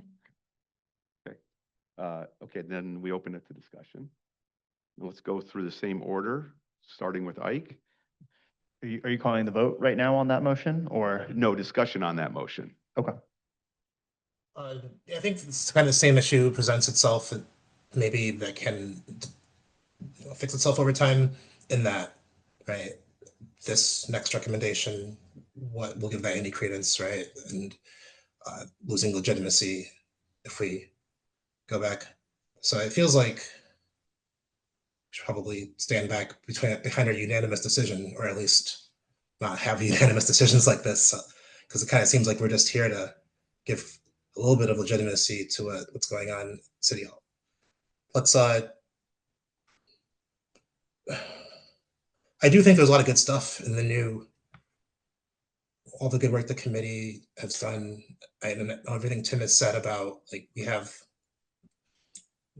clear job was to do on the use policy, and we can, I think there's some room there, but I do think we're moving in that direction of losing that if we keep whatever. I've said my case on the fence, but I still think we can recommend, we can pass, make revisions. I still like a lot of the changes that have come in. I can kind of make a combination of those and move forward. And I also think, I personally always believed, 14 days was kind of short, especially since investigations usually don't start for a while, but more on the 24-hour warrant period. But maybe there's a warrant period that makes more sense. I feel like that still hasn't been addressed. So it's hard to convince me unless you can talk about that. Y'all, any comment? Yeah, so if there's a motion to go back to the April recommendation, my suggestion would be, let's put these two recommendations side by side, right? And determine what the huge differences are and what specifically we can pull from the April recommendation to add to this current draft to make it whole so that we can move forward with this current draft of the use policy. I think that's a much more efficient way of working and not having to go back and forth in terms of discussions and recommendations and the use of time, because we're hard pressed for time, but we did meet a lot of times for this committee to get this draft to the level it's at right now. Yeah, if I could ask just a point of order too, because the April document was your recommendation on the annual surveillance report, not the use policy. And so reverting back through this motion, reverting back to what you voted on in April, I don't know how this pairs with the current use policy that you're voting on and what happens to the document that is posted and being considered. And so I guess you could combine the two or take what you want from both documents, but we are talking about essentially two different recommendations for two different portions of PD policy on ALPRs. And so Can I, oh, sorry, go ahead, Maggie. I have a question. So yes, this was a recommendation having to do with the annual report. However, in point 3, parenthesis 3, under section 4, it says use of the surveillance technology in accordance with the approved surveillance use policy should cease until modified to address identified concerns. The PAB specifically recommends the 4 immediate amendments to the ALPR use policy. So the actual recommendation is speaking to the annual report, but says specifically that these should be modifications to be made to the use policy. And so I think looking at the revised use policy recommendation that you have posted for today's meeting, are there portions of that you are intending to keep, or are you reverting back to only this section here as your recommendation for the use policy? I would actually support merging the two. So as long as what we already approved remains in our recommendation, then yeah, that's right. And I think you may end up changing your overall recommendation. You have a top line recommendation, and then you have subsections essentially that hit different points of these policies. That's right. This vote consists of two different things. It's the overall recommendation, approve, up or down, approve, don't approve. And then secondly, the reasons for that decision. And so we can and should, if the board chooses, we can take the draft report and recommendation on the use policy that the committee did and add things to it, or for that matter, subtract things to it, change language, things like that. And then that would be the document we would be voting on. Does that make sense? Yeah, and that's in line with the subsections of the trust ordinance of the different support or opposition levels that you can carry forward on your recommendations. Thank you. And yes, I definitely support merging the two because I feel like there was important things from April that were left out. And I just want to take a step back and very super plainly ask for anybody, which one of our recommendations was fully addressed? They virtually. We only had 4 recommendations right here, and they're pretty general. They encompass a lot. There is quite a bit in those 4 recommendations. These are broad topics. Like when you say something like a fulsome audit program, that's not a narrow thing. That is a big undertaking. But also because of the revised versions that they provided, it didn't go through public safety and full council. And so essentially we're back at kind of the time and place that we were in April, where it's still going through what you are going to be asking them to do. So if the April recommendation was for the annual report, right? I think the question should be which part of the April recommendation has been left out. Right, that should be the question, so that we can know what to include in this draft of the use policy, because those are 2 different documents. Maybe for the record, I'll just quickly review what the four are, just very quickly. Yeah, on the use policy. Well, yes, the April recommendations for the use policy, there's only 4 bullet points. The first one, data storage policy. After 14 days, absent a warrant, data must be deleted, period. Okay, that is not done. We haven't addressed it. And it's a good question. Let's address it.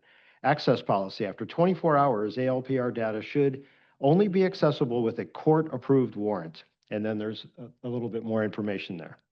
That is not addressed. Audit policies. Provide audit policies that require regular in-depth audits of all users to ensure ALPR data is being appropriately assessed.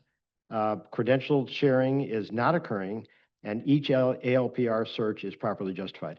I believe the policies have been fairly nicely updated now. Is it robust enough? No, it can be improved, absolutely. But I think they've tried to address this. And then finally, sharing data. Prohibit data sharing with federal and out-of-state entities. This should include immigration and non-immigration related users.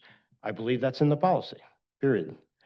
Okay, so 2 are not addressed and 1 was violated. Right. I Yeah. believe we also say the use of these should cease until the above 4 amendments are made. So not only were those violated, did use cease?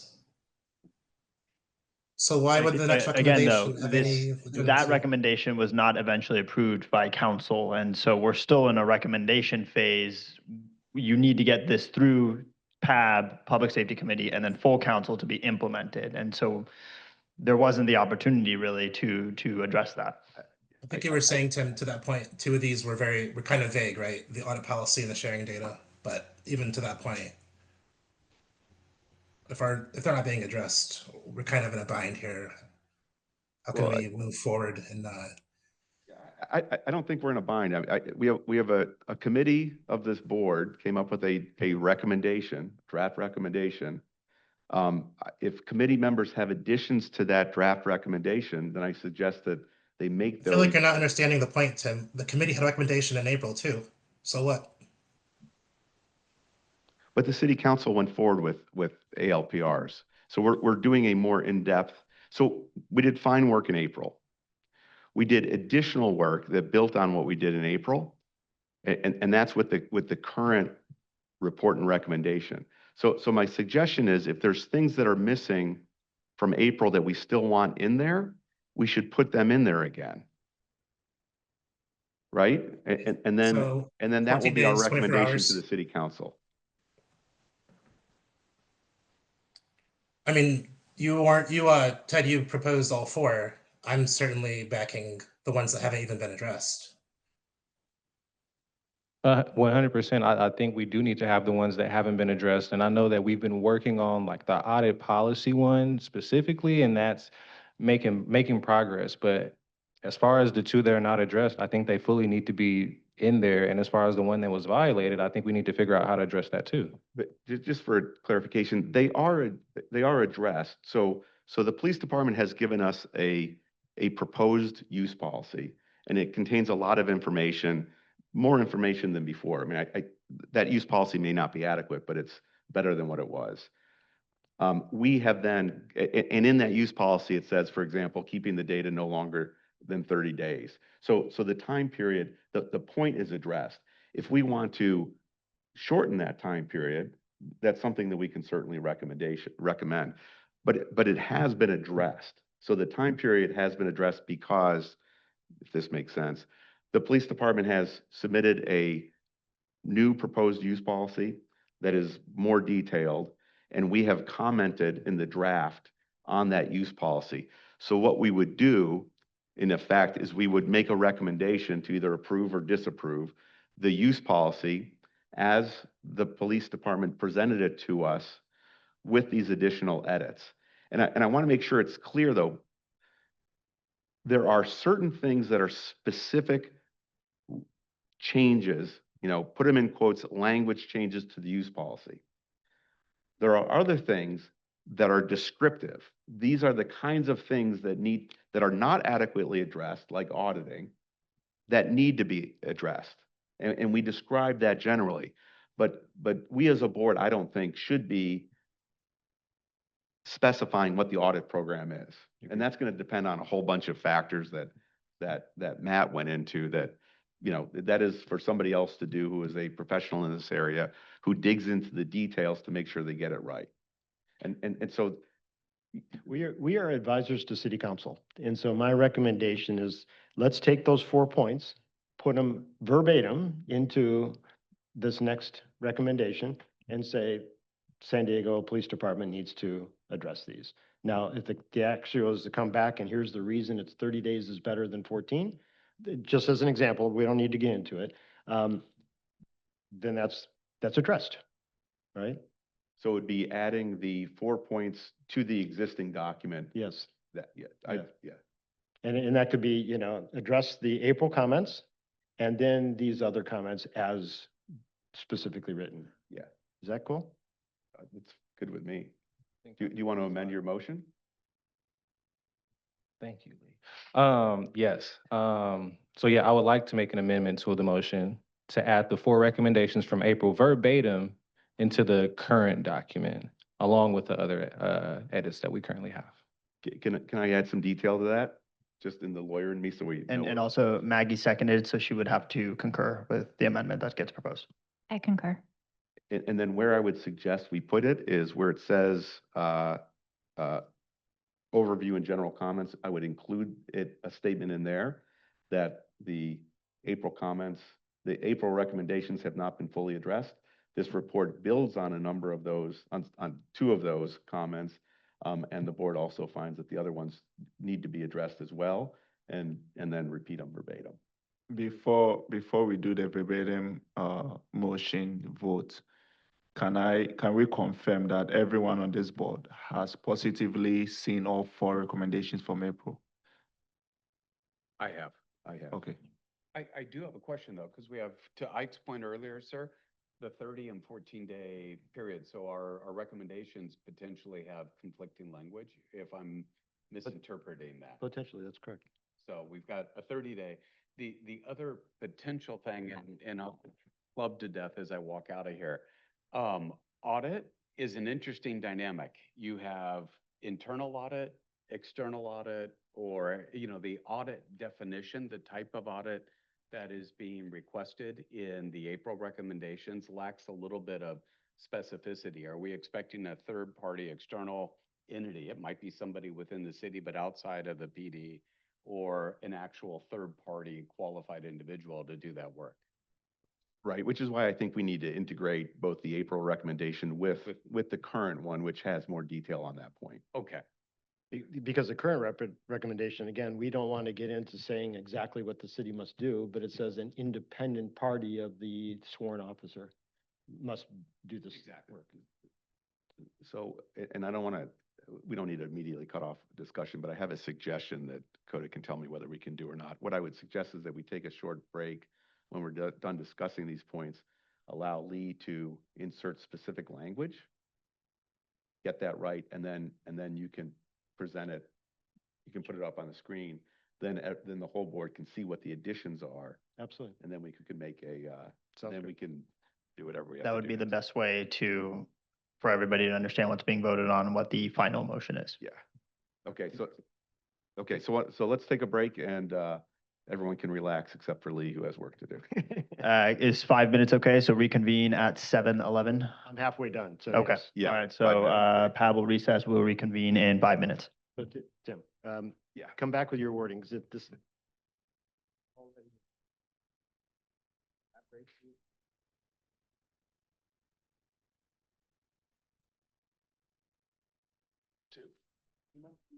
Yeah, no, go ahead.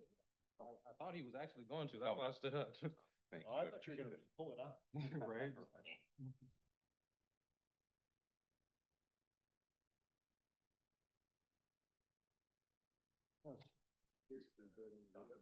You need anything? No? All right.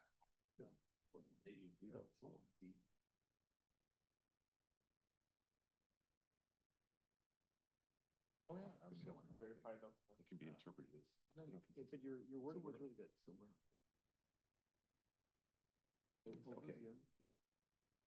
Appreciate it. got this. This is before. That Howard area. Oh, I do like, I do like. So in this case, I'll say additionally. Brings me in.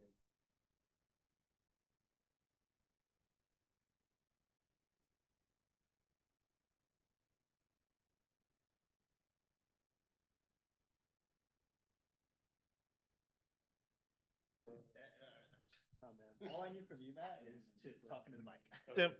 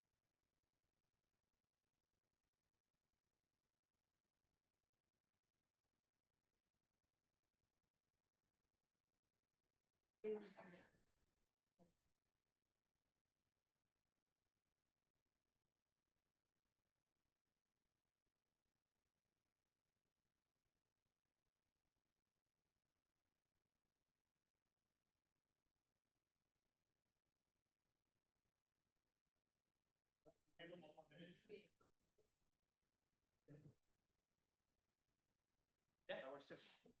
Guys, okay? You go, Doug.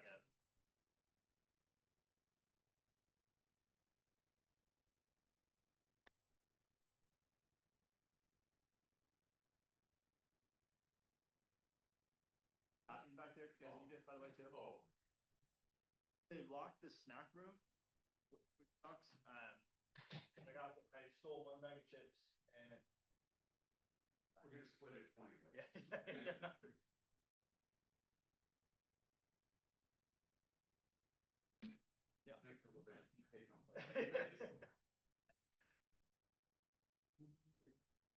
Zeiser K, Zaistrk at San Diego.gov.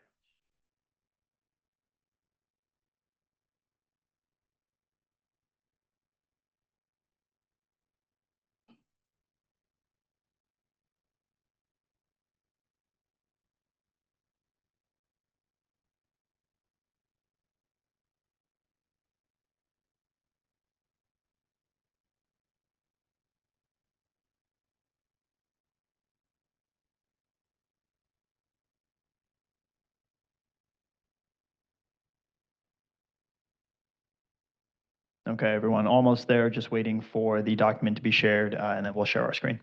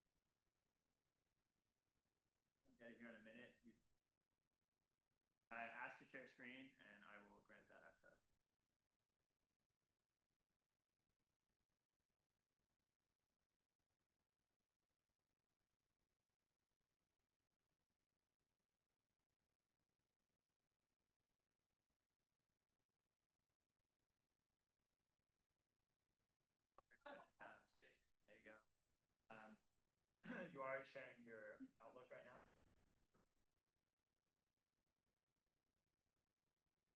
Just right now, just go to Google and just select the.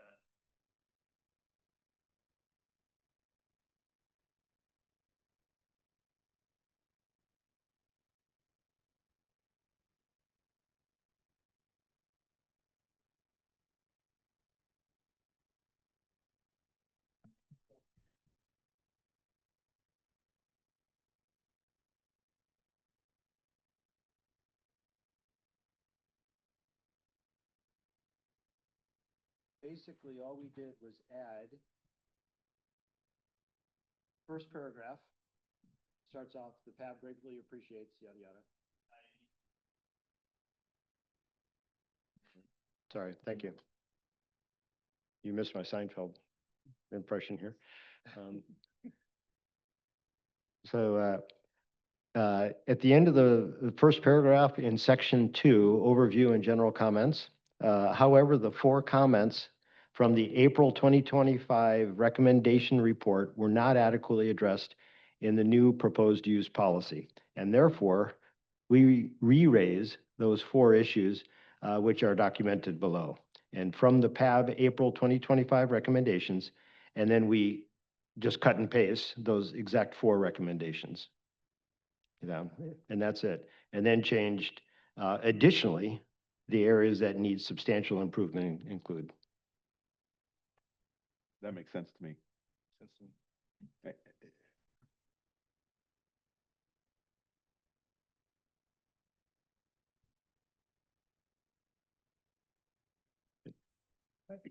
I just want to make sure of one thing. Our recommendation is going to be very clear that these must be fully addressed. Otherwise, off. You know, it's up to the city council, et cetera, how they handle that, but that is the purpose of this point. That is what the document says, and that's why I don't think it directly matters whether we say we approve the use policy with these changes or we don't approve the use policy for these reasons. You get to the same place. I think there is benefit to saying that we approve with these changes because I think it reflects the ongoing working relationship that the board has developed with the police department that has not necessarily existed in the past. And I think it also signals to city council members who are in favor of ALPRs that the board is working to implement ALPRs as the city council has already voted they want to do, provided these very important requirements are met. So that's it's a word choice, but I think it's as a practical matter, maybe it matters. I mean, as a technical matter, it doesn't really matter. As a practical matter, I think it makes a positive difference. Okay, Ted, which motion? I'd like to motion to adopt the current recommendation with the revisions that we've added in from the last one in April, as is now. Do we have a second? Second. Oh, okay. I missed it by that. Now we have discussion. Or I can call the vote. I think we've had enough discussion. Then I call the vote. All those in favor of granting the motion, say aye. Aye. Aye. Aye. All those opposed? Aye. Any abstentions? Motion passes. What was Ike's? Ike? My vote was aye. I raised my hand. Okay, gotcha. I'm sorry. Thank you. Okay. 1 down. Okay, now going on to, and don't forget, we still need to approve the minutes later on before everyone leaves. We're, okay. Can we stop here? Yes, okay, so now we're going to move on to item number 3, the action item, which is a discussion and vote on the proposed amended ALPR 2025 annual surveillance report. Public comment? Yes, we do have 2 speakers here in chambers. I'd like to call Seth Hall.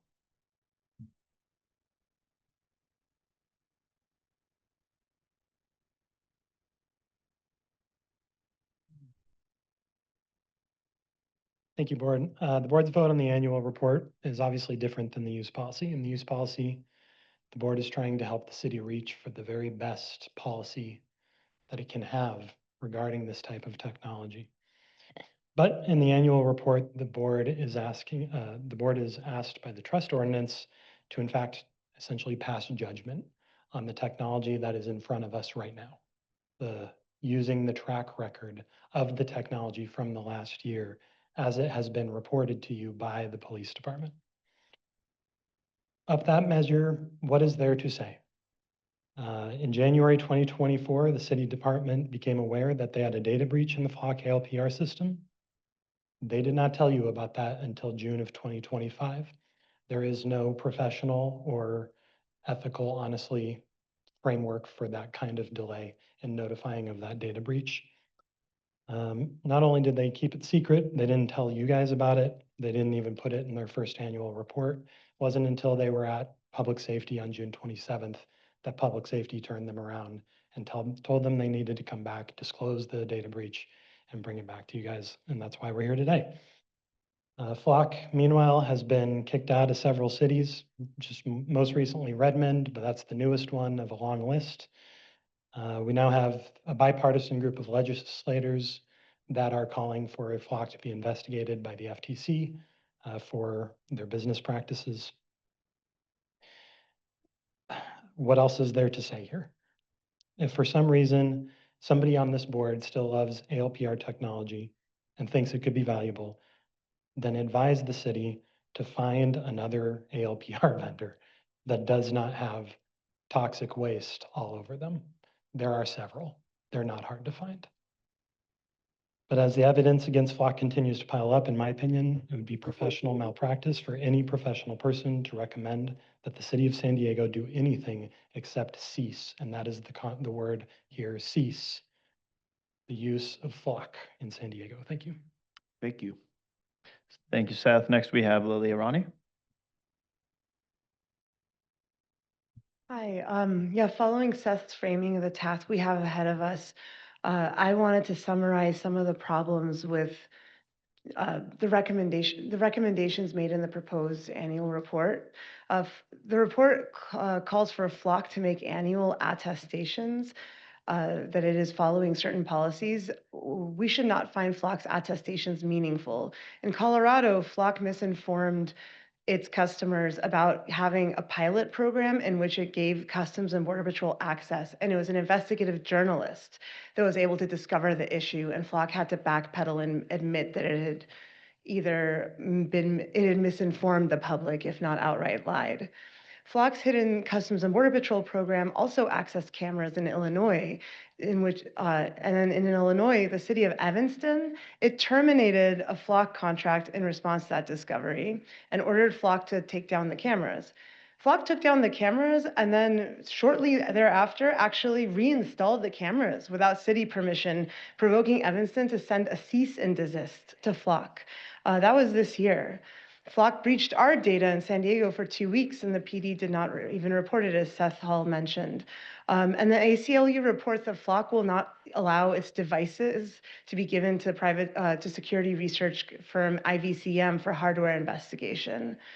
Their investors include Peter Thiel's Founders Fund, and the future is not just about useful tools like the ALPR, it's about cloud data technologies, merging data from drones and body-worn cameras to automate police reports, to monitor cars for unusual behavior. They want to turn our city into an experimental test bed for its investors, and those investors, alongside CBP, those investors themselves are aligned with the Trump administration and are becoming more and more integrated into our federal government and military. So I recommend removing this profit-driven data proliferation machine from our streets. Thank you so much. Thank you. Thank you, Lily. That does conclude public comment here in chambers. Moving to those online, we do have 4 individuals with their hands raised. Hold on one sec, please. Let me share my screen, get our timer up. Okay, first we're going to start with Jay Goldberg. Going to ask you to unmute. Oh, I'm so sorry. I just muted you while you, yep, there you go. I'm glad that SDPD amended their report, but it's a pattern that is occurring all over the country. a retrospective after mistakes were made, like a recent case of an officer intimidating a woman outside of Denver with no compelling evidence of her committing a crime except that she was in the area, or several officers being fired over stalking. But these are just the events that happen to make it in the media. The thing is that even after all the scrutiny and public assurances about ALPR use in San Diego, SDPD still exposed our data to Flock's federated network because of a failure in user-defined controls. The response is our bad. It's clear that the city and SDPD are in no position to question Flock's or any other vendor's compliant and competent use of AWS, nor do we have the operational rigor to implement this program at this time. I'm not sure why the San Diego Police Department is conducting searches on behalf of any external agencies, as disclosed in the report, because the true motivations for those searches are unknown to us, and those municipalities have different acceptable use policies than ours. The annual report admits to collecting evidence on everyone. Evidence is collected to prosecute a crime. The idea that millions of people going about their daily activities is a suspect in a crime is absurd. Thanks. Thank you. Thank you, Jay. Next, we're going to go to Tanner Marino. Hi, thank you, and thank you for the board for your discussion. It was very enlightening to hear you deliberate amongst yourselves. I feel like you're giving this very careful consideration, which I really appreciate. I heard a few interesting things from the board. I don't remember whose name, but someone had said, you know, imagining how this will look like in 20 years as this technology continues to evolve and develop. And we can't even get compliance from something we asked in April. And as new features get developed, as new surveillance technologies get developed, it's going to become harder and harder to keep up with this technology. I can tell you that Flock is hard at work developing new surveillance features. They're not hard at work trying to make sure that they are in compliance with the rules passed here. This is honestly godlike technology.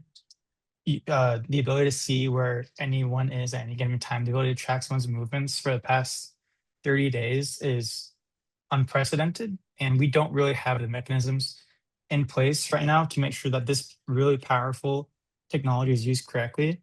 And we have evidence that it is not being used in the ways set forth by the rules and laws already put in place. So I think there's enough evidence, and many other cities agree, that this technology should not be used and is a matter of our freedom, our civil rights, our human rights.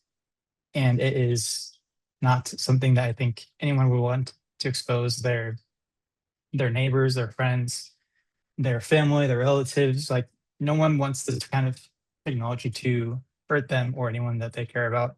So I would please urge the board to cease the use of Flock and cancel the contract. Thank you. Thank you. Thank you, Tanner. Next, we will go to Humaira Yusufi. Thank you for this discussion. I just want to flag something as I watched you all speak earlier. I want to clarify, the city has not voted on the former use policy that was presented to you all, and you all made a recommendation in April, and they have not voted on this current one. That never happened. They shared a report, you all, and a use policy, right? And then because of, it sounds like some information got leaked or PRAs happened, we realized that there was a major breach that happened. In addition to that, we realized what we had been saying is that SDPD was illegally sharing our information to out-of-state agencies. The Attorney General's office said they have to stop this. And then the SDPD said, we're going to come back to you. We're going to come back to you with an updated report and use policy. And that is what you all are looking at. You all provided your recommendations, and SDPD did not incorporate them into the updated use policy. So I want you all to understand that. And when you are making the vote today, understand that your recommendations are not being listened to by SDPD. There is no choice but to reject this. Like others have said, there are multiple other vendors that the city can pursue if they choose to. But your job today here is to look at Flock, look at all of the issues with it, look at the issues within the report that they have provided you all, and the fact that they have not actually incorporated the recommendations that you all publicly made in April. and they are not fully there, and you're making them again. So thank you for incorporating those again. I think that's very, very important. But when we were talking about this report, I want us to make sure that you all understand that it must be rejected. That Flock cannot continue to be the vendor that the city utilizes. Thank you. Thank you, Myra. And then our last speaker is Nancy Relaford. Okay. Yeah, thank you, Hamira, and everyone who's spoken. Excuse me. Oh, there's so many things right now. I want to point out a couple of things. I heard one was, and I'm not sure who said it, but that two positive points about how you're working right now is one, having a great relationship with San Diego Police, or having a better relationship with San Diego Police, and then signaling to the council that the board is working to kind of facilitate or work with the tech that they have already approved or feel comfortable with. To me, those, from what I expect of the board, those seem like conflicts of interest. The Privacy Advisory Board's purpose is not to make the police and the council happy or to make the tech work well within the constraints of what the police and council are comfortable with. We count on you to protect our privacy and safeguard our data. It's in the name, Privacy Advisory Board. The police have been notified by the California Attorney General that they are in violation. They are breaking the law. They've been given multiple chances to correct course, which most lawbreakers are not given. They're breaking state law with no consequence. Why would we think that a use policy will constrain their use of ALPR? Knowing what we know about Flock's documented actual business practices, it seems very clear that any use policy alone is not going to prevent data sharing. It's what they do. It's where their money is. It's naive to say that data sharing has been addressed because the use policy says not to do it. I feel like the things are on fire and you're debating like a fire policy. We have to address Flock's actions and shut it down now. Thank you, Nancy. And seeing no other hands in the queue, that concludes public comment on this item. Okay, now we'll turn to board member comment. Just to center everybody, this is the annual surveillance report as amended. This is the annual surveillance report for 2025 for ALPRs. There will be another one coming due in February, right around the corner.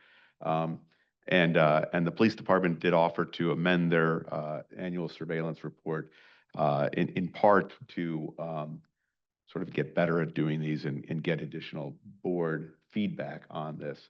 So also the draft report and recommendation is set up in sort of two sections. The first section is the high level, most important things. The second section is things that are either going to be taken care of in the natural course of events, or they are more minor kind of stylistic things, how to make the annual surveillance report a more usable document for the public, stuff like that. So that's just physically how the document's set up, just so everybody knows. So why don't we follow the same order? We'll start with Ike, and then we'll go around and we'll handle it the same way we did before. Nancy Relaford's comment about the PAB's job not really being to appease the SDPD and City Council probably should have made you feel a twinge of shame, collective you, not you. So I think we're all kind of hoping that we can just fix the bridge, right? If we just do one more thing, then we'll be in good graces. But as we've seen, for those who've been here since the beginning, we can do everything we've asked for. We can dive into over 65 technologies in a year. Doesn't matter if we do that, we're still a hindrance. So, but I think we should just kind of focus on what the point of this whole thing is that this is bad timing. It's a bad look to approve this stuff. Ron Wyden, probably the privacy guy in the Senate, said we should probably, it's only a matter of time until these Flock systems are compromised. So maybe we should probably not be pushing for these systems. Really not reading the room. So, we should probably cease these, not pushing ALPR down the drain all the way, but not a good time to be behind Flock right now. Okay, thank you. Yaw?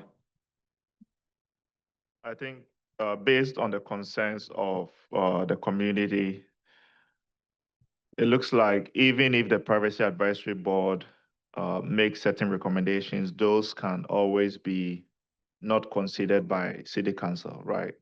But that does not mean that we should still not make those recommendations for the record. I think it's important we take a stand to what is right for the community, not necessarily what the City Council is in favor of. I think every single time we sit as a board to make deliberations, we should look into what the future could be, right? We might not be judged today, but posterity will always be the best judgment of the decisions we make today. Whether the decisions we are making for the community is right or not, the effect will be felt years down the line. And I think it's important that we make known our judgments or decisions better in reflection to what the future could be. If the community is against these technologies, we should definitely understand why and make those concerns known to City Council. And if they choose to go against that recommendation, that is something that they can answer to when posterity brings it up. Okay, thank you, Yaw. Maggie? Thank you. Okay. I definitely agree that it's important to take a stand for the community, and it's important to insert into the record our position on these matters, even if that position will not be taken into account or followed or whatnot. I heard you say earlier that it's possible that if we say something like Flock should be shut down and a different solution should be found, that it's very possible that city attorney will come back and say, well, you can't make that kind of recommendation or you can't make that kind of decision. It's true that we can't make decisions and we certainly can't obligate anyone to do anything, but we still have this advisory power. We still have the power to say how we recommend things should occur. So in my view, Flock has shown themselves to be not the right solution for the city of San Diego in a variety of ways. And so we should take this opportunity to say so, and to say that it's very important that a different solution be found, because this one cannot be made to get into compliance with the trust ordinance, and we do not trust that any attestations or any promises that Flock might make are trustworthy. So that's part of my position. The other part is that I do actually think that that our review of the annual surveillance report is actually a really good review, and I want to support it insofar as saying that this is primarily, I think, a review of what is in the report itself and how it's organized, and how other agencies might take this annual report as an example of how to move themselves forward with their own technologies. And I think that that part of the recommendation is important. But I would also still urge us to insert some kind of language that Flock is not the appropriate platform for ALPR. I would even urge that ALPR is not the appropriate technology for the city of San Diego, but if even if we don't go that far, Flock as a platform is a risk to our citizens, to our visitors, to everyone that passes through. So that's my comment. Thank you, Maggie. Lee?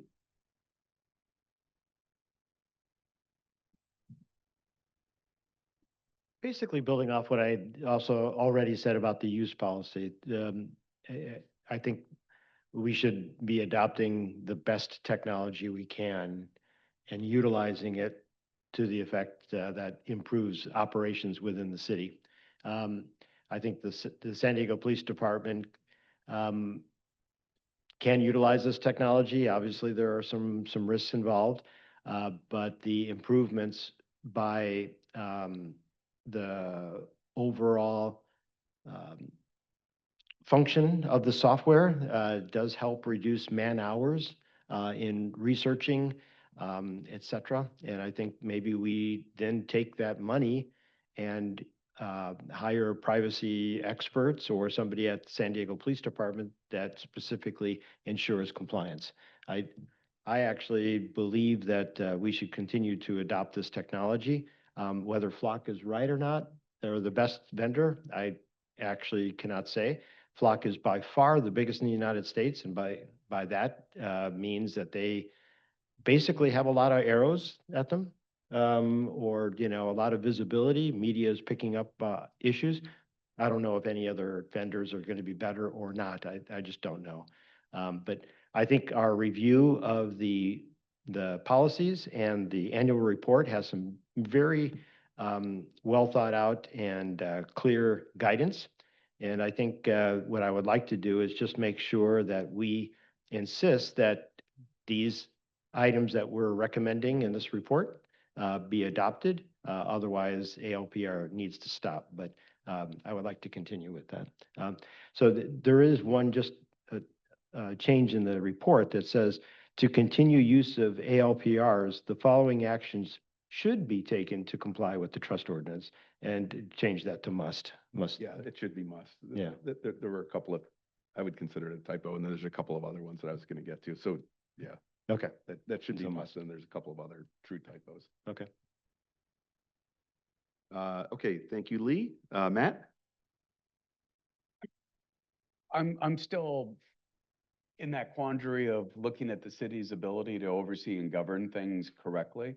And the fact that this technology was brought in on a rider on another contract, kind of flabbergasted by that fact pattern. That strikes me as something that suggests that the city is very ill-equipped to do things that are very foundational with respect to privacy rights, legitimate interest assessments, data protection impact assessments, privacy impact assessments, things that are foundational to just kind of core privacy.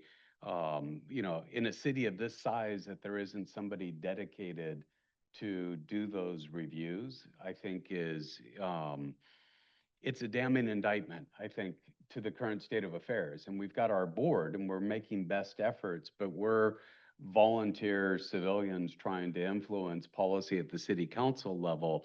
But we don't necessarily, our recommendations don't come with as much authority as would be ideal. We can say don't, and the council says, yeah, doesn't matter, we're going to continue. Or we can say, do it, and they can say, no, we won't. So that's a challenge. That's an inherent flaw, I think, in the dynamic that we're in. I am concerned, to your point about the vendor and that track record. I mean, it's an overwhelming and damning indictment on the number of environments that have had challenges with it. I think it would be in the city's best interest to explore alternative technologies, or more appropriately, alternative companies. But those conditions precedent, is this a legitimate use of surveillance technology, those sorts of things. To be able to do that a priori to deploying the technology strikes me as kind of a real challenge. So again, I think it's the same thing, that it must, the recommendations must be followed, or the technology shouldn't be deployed. So, and I think you sir had a brilliant point earlier. We're ill-equipped fundamentally to understand the long-term impacts of these various technologies. Like I was thinking, here's Flock, a car passes through a particular place. Can you do correlative analysis with, say, like a mobile device, and to think about those things? So there's a lot that we don't know, which I think really reinforces why this has to be very well governed. And again, I'm back to that initial point. The city has to up its game dramatically and quickly to deal with this. The city's pace, the city's technical capabilities are solely lacking to use these technologies in a well-governed way right now. Thank you. Ted? Thank you. I think some of the language that we have in this is actually really strong. I do agree with putting must instead of should.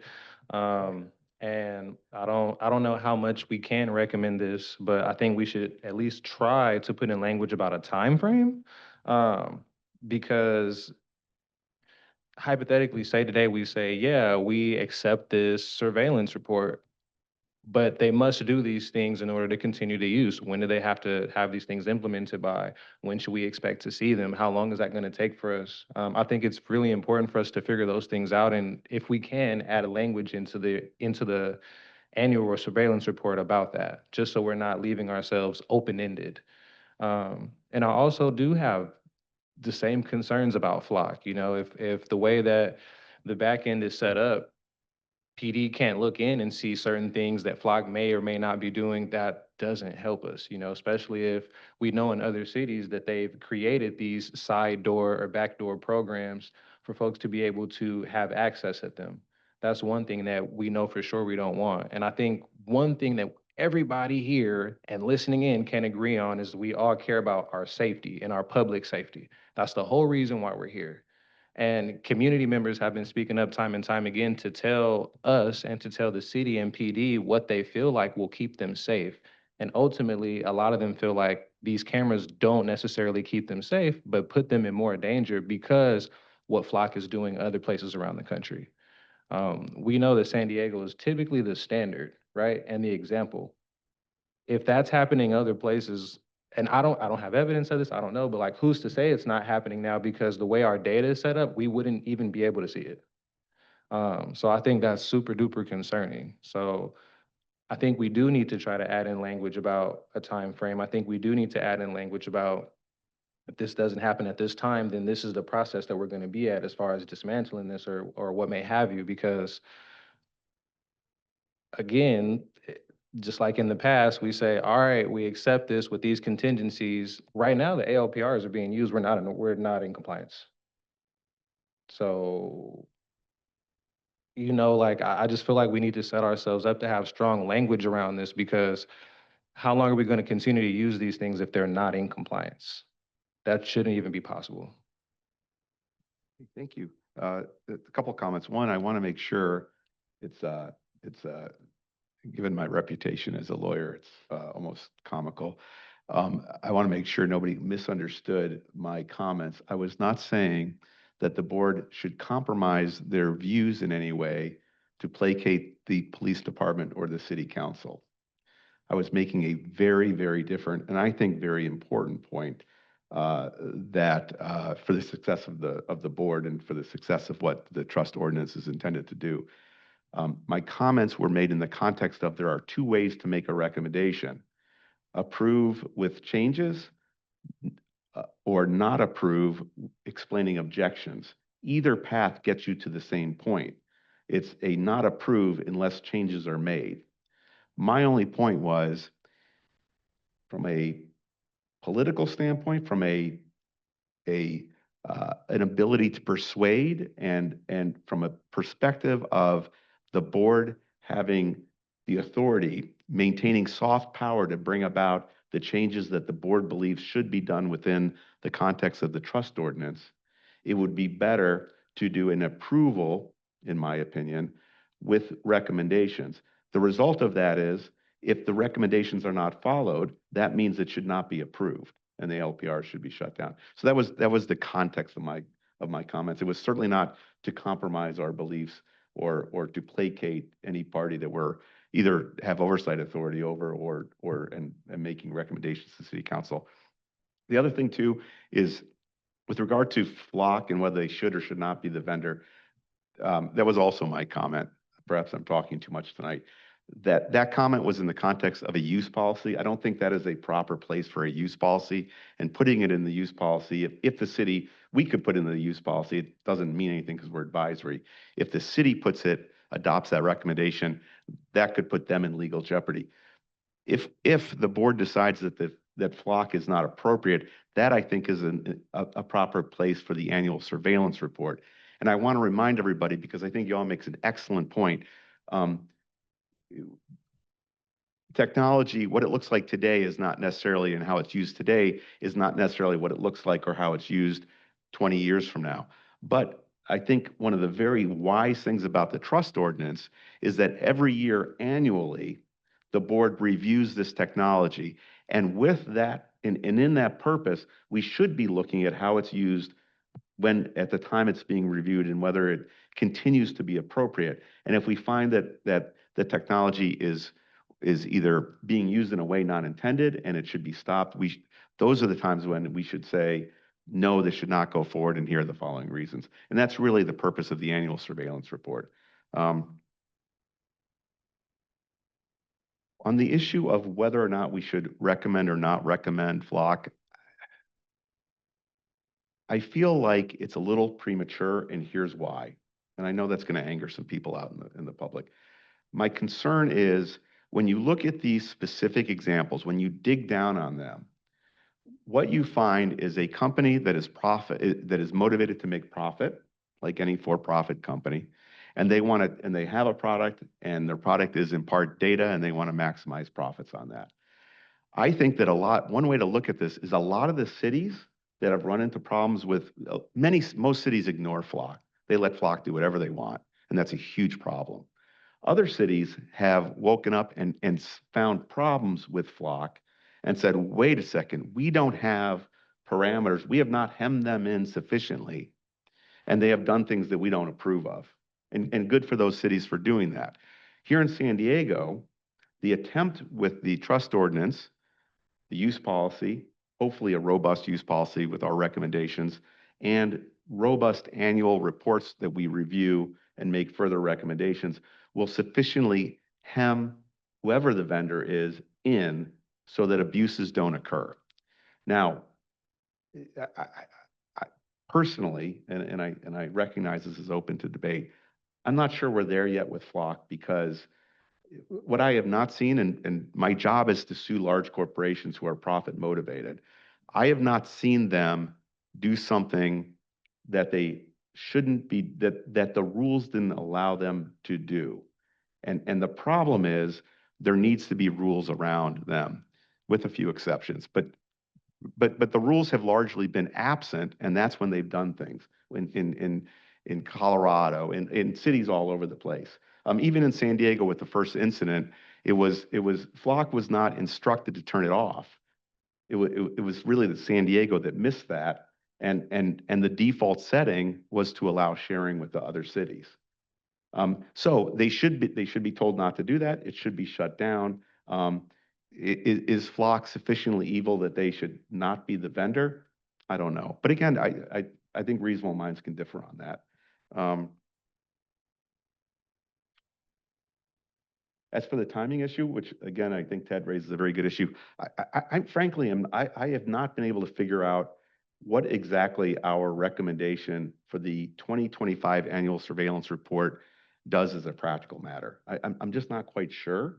But I do know that because of the time frames within the trust ordinance, I think the time issue takes care of itself, because we make a recommendation and then the city council votes to adopt or modify our recommendation. And I think that's where it's really the city council that has the authority to shut things down, not us. And I think that's where the timing issue gets played out. As we said at the beginning of all this, the police department and the city council have a lot on their plates with these recommendations. And I think they're good, solid, meaty recommendations. And I'm not sure what they all will do with these recommendations in the short period of time they have. But again, I think that's their problem, not really ours. Ours is to do the job set forth in the trust ordinance. I think, though, it helps to put a little bit of a parameter on the time frame, because otherwise what happens is that becomes the next annual report. I mean, that could be a year from now. I mean, right now we got an annual report coming up fairly soon, but the answer is going to be not enough time to implement all these things. Well, maybe not. I don't know. So would we urge the city council, so this is coming up at the city council in December. this is an item that they will be addressing. We could certainly add to this report a recommendation, which is all we can do, urging the city council to take action in December. Because in the past, they haven't always taken Basically, action. and let the city council, so we urge the city council to take this action immediately, with, Or to take action immediately within the within the parameters of the trust ordinance, right? Because they have certain authority to do and not do certain things. Yeah. Which is kind of basically plenary authority. So I think that makes sense. I mean, it's, because they haven't always acted. Mm-hmm. But ambiguity doesn't work here, and I think actually, it'll just delay and delay. Yeah, and I do think that these recommendations are, however they end up, however this one ends up, they are very detailed, and I think, you know, I think it's hard for a policymaker to just ignore them. So that's the hope, that they don't ignore them. Did I provide you with the typos the other typos? No. So the must, which I have to laugh because Leah told me before, make sure you double check all the shoulds and musts. And this guy didn't follow my recommendations. And I went through everything. Some of the shoulds were appropriate, but I did miss one. Then also, and tell me when you're ready, Leah, I can just give you these very minor issues. I'd like to ask a couple of questions because I'm not a lawyer. I'm just wondering whether the difference in saying we do not approve unless and until versus we approve as long as these other things happen. Those two ways of stating what we're saying is essentially the same decision, I think carry different force, different rhetorical force, and different, perhaps, sorry, getting a lot of spam calls. I think it calls attention to the problems in different ways as far as what we would like the city council to do. And I do believe that even though we do not have the power to obligate anyone to do anything, it behooves us to take as strong a position as possible, rather than, you know, sort of placate certain desires or certain, you know, ways of convincing folks that we are amenable to working with all these different parties, because we are amenable to working with all these different parties, and we've proven that as a group. But you know, these statements sort of carry some discursive force, and they will be reported on in certain ways, and they will be remembered in certain ways. And I do think that it might help to actually say, we do not approve unless and until, rather than, you know, we recommend yes, conditionally, as long as these things happen. So it's just And I agree with the overall point. I mean, I think the word choice matters. You know, the technical end result is the same, but the word choice matters. And I think that's, you know, again, that's subject to, you know, we go different ways, and maybe at the end of the day, it doesn't matter at all, but maybe it does. And doing it differently has different impacts. The point of information, I hope we're on the same page here. We're not required by the ordinance for a vote to amend the surveillance report with changes, by the way. Per the ordinance, we're here to vote on whether the use of surveillance technology in accordance with the approved surveillance use policy should continue, cease, or be modified to address identified concerns. Those are the three options. And it's about the technology, not about the annual report. I just want to make sure we're on the same page. Yes, yep.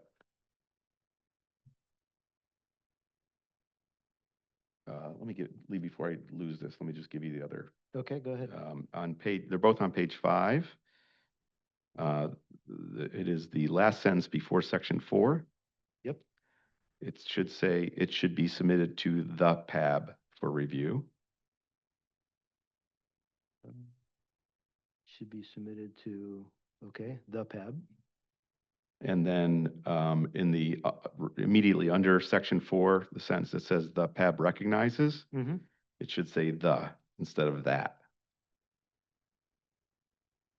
Okay. My hand wasn't raised for the point information, by the way. I still have a point. I was wanting to, I don't know if you're going back around or not, Tim. Yes, we can. I think we've devolved into our more informal discussion, which is fine. So please go ahead, Ike. Fair enough. Really want to just circle back to what Matt said. I feel like I trust him a lot in terms of technical matters as a technologist. And if he's like, I do not trust the city's ability to do this, we probably should cease. And like, again, Senator Wyden, the privacy guy, I feel like if we're not listening to him, like you should probably resign. Like, why are we not listening to the fact that this is currently, and that's not a push, right? We can wait, right? But why, like, what's the rush to get these in? Aren't we already like one of the safest cities in the country, big cities in the country? The police already do a great job, and I don't know, it's not being addressed. Even if we have strong parameters, they've already like, even if the police follows them, like there's a lot of proof that it doesn't necessarily mean communities are safer, even if the police does follow them, which I'm not denying they will. But again, we already had an oopsie and an I'm sorry and breaking of the law. So why are we even assuming they're going to follow it?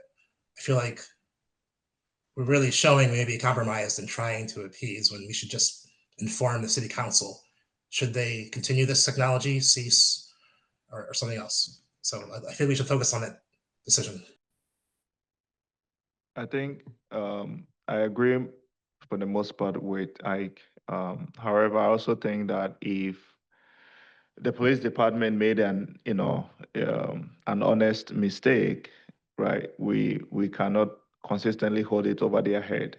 However, we have to balance it out with the safety of the community as well, right? The issue with being in technology or using technology in the 21st century is you are going to make mistakes, right? There's going to be times when errors are going to be, it's inevitable, right? However, the lessons learned is what is crucial, right? Are those mistakes repeated? What are the safeguards to ensure that those are not consistently being made over over the length of time, right? So I also believe that as much as majority of our community members are advocating for the cease and desist of use of ALPR or surveillance technologies, I'm sure they also take their safety seriously, right? So it's up to the PAB to ensure that we can balance both of these concerns out with regards to safety and the concerns over whatever items, right? Whether it's immigration, whether it's just their safety or their privacy, and ensure that we are giving a balanced approach. Okay, to I have a this. compromise. We take what Matt mentioned, right? We are still woefully equipped. We cease until we actually have real privacy staff that can analyze this on like the higher on actual city as a city employee, right? And doesn't matter if it's just like an officer or an analyst, but right now, as Matt mentioned, we have nobody. And okay, maybe it's a mistake, but even if there's a mistake, we're still woefully ill-equipped. So let's have some condition that we really are serious about getting real analysis done by the city staffed permanent. I think what I'd like to do, just to make sure everyone gets a chance to talk, is go through the same order that we've been going in. So that means,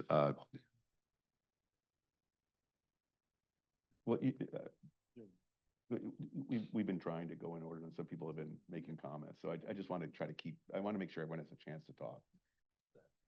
Maggie, do you have any comments?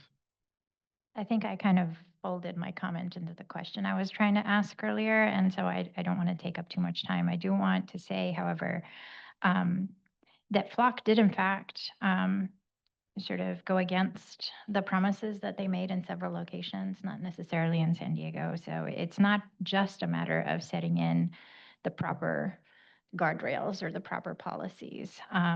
And also that I understand their profit motive, but their profit motive is not, their profits are not only derived from, their contracts with various cities, their profits are also derived from what they do with this data. And as much as we like to hear that, if you don't have anything to hide, you shouldn't be worried, or you shouldn't have, you shouldn't assume any level of privacy in a public place and so on. It's not necessarily about that. It's about what people do with our data.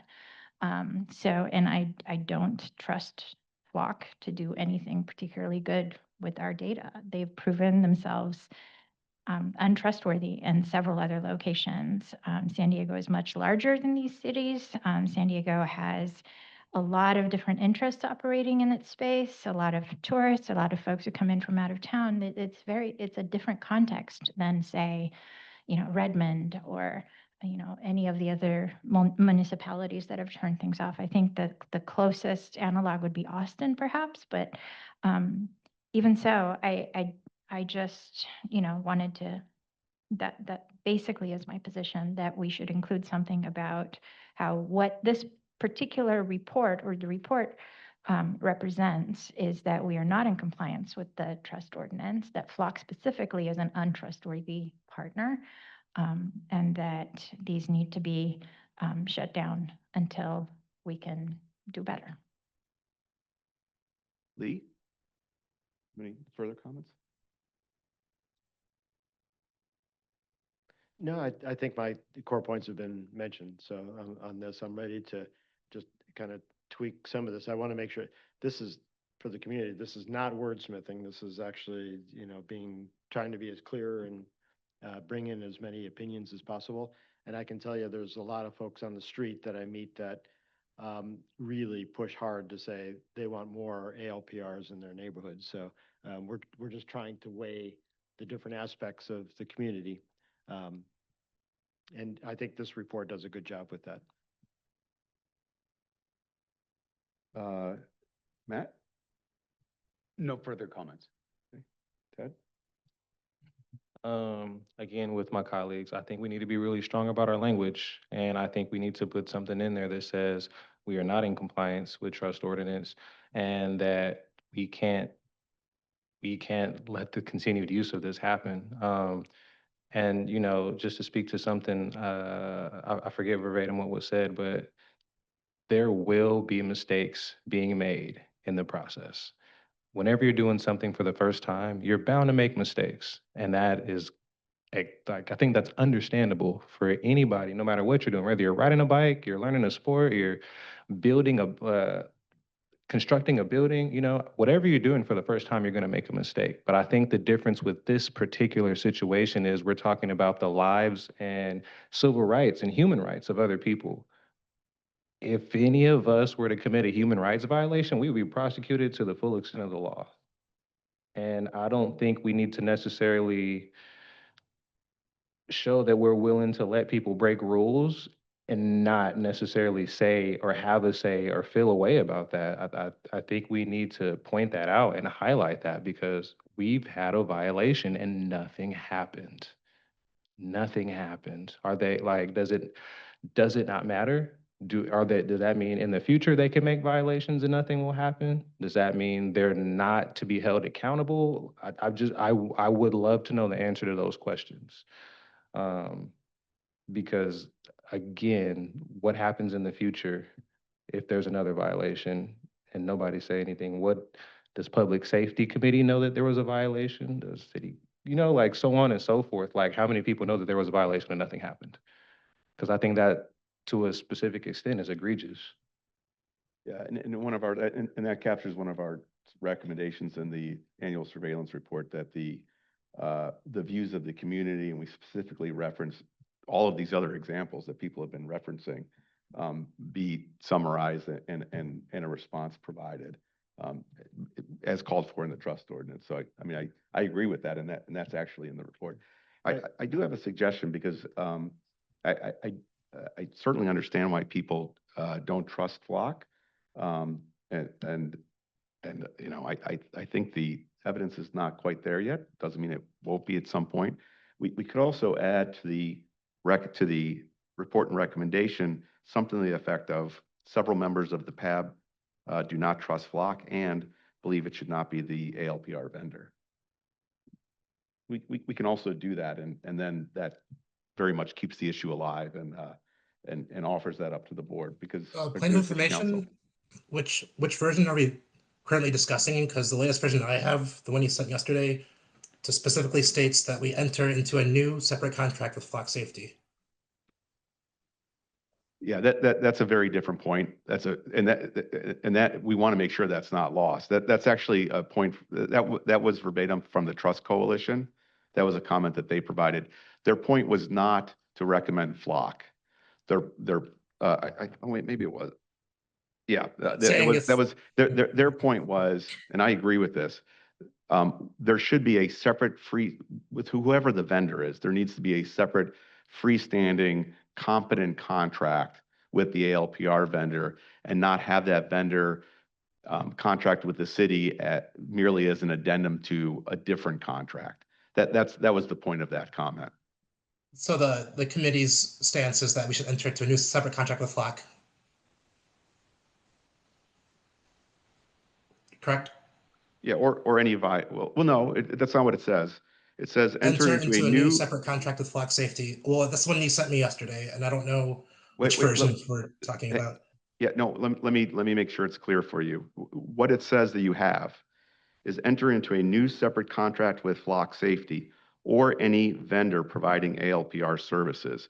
So it's not, Trust Coalition is not recommending Flock services.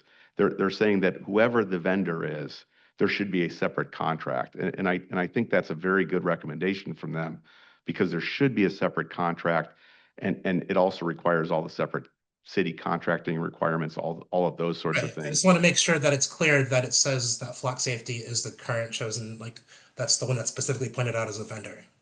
Yeah, I don't know who else has that wording, but that's the wording I'm looking at. And I don't know who else is talking about that wording. To address Ted's question, I kind of recommend this. So the PAB highlights to the city council that Flock as the ALPR vendor and SDPD as the user are not in compliance with the trust ordinance, full stop. All right, so we're putting that right up front. I think that's what our report says, and that summarizes it accurately. Okay. So that's now right above the recommendations, or it's in the recommendation paragraph. Okay.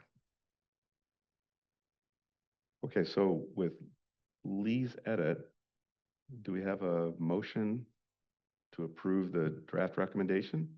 Is that where we're at? So moved. So moved. Okay, I make a motion to approve Lee's recommendation. So you're making a motion to approve the committee's draft report and recommendation with the addition of Lee's additional language that he just spoke. Yes. Okay. Do we have a second? I second. I think we can call the Point of vote. information, just still not clear on what we're voting on. The draft we're talking about is the one online or the one that I have?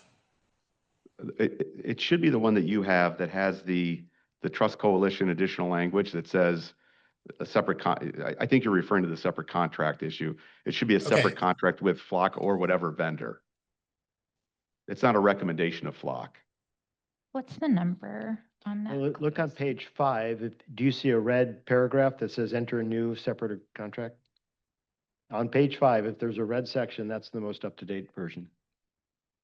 Sorry, I have a print version. It's not red. Okay, We could share their screen with the version that you're voting on right now, so the public can also be aware of that. oh, Are you talking to me? Let me try to share. No, I'm talking to Lee. All right, sorry. Okay, I share this one right here. Okay, and I share this one. And this guy. Okay.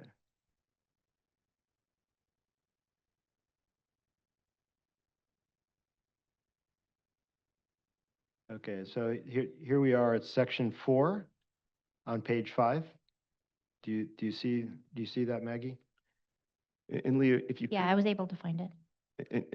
and could you also read it just to make sure everyone Okay. knows what it says? The additional paragraph says, the PAB requests that the following be done. Enter into a new separate contract with Flock Safety or any vendor providing ALPR services that more fully sets forth the duties and responsibilities of the contracting parties, including the vendor's audit and reporting requirements owed to the city and the SDPD.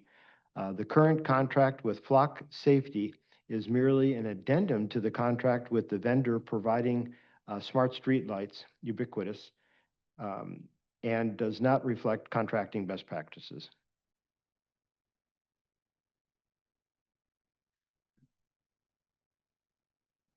No. So before we vote, I want to make emphasis on this, right?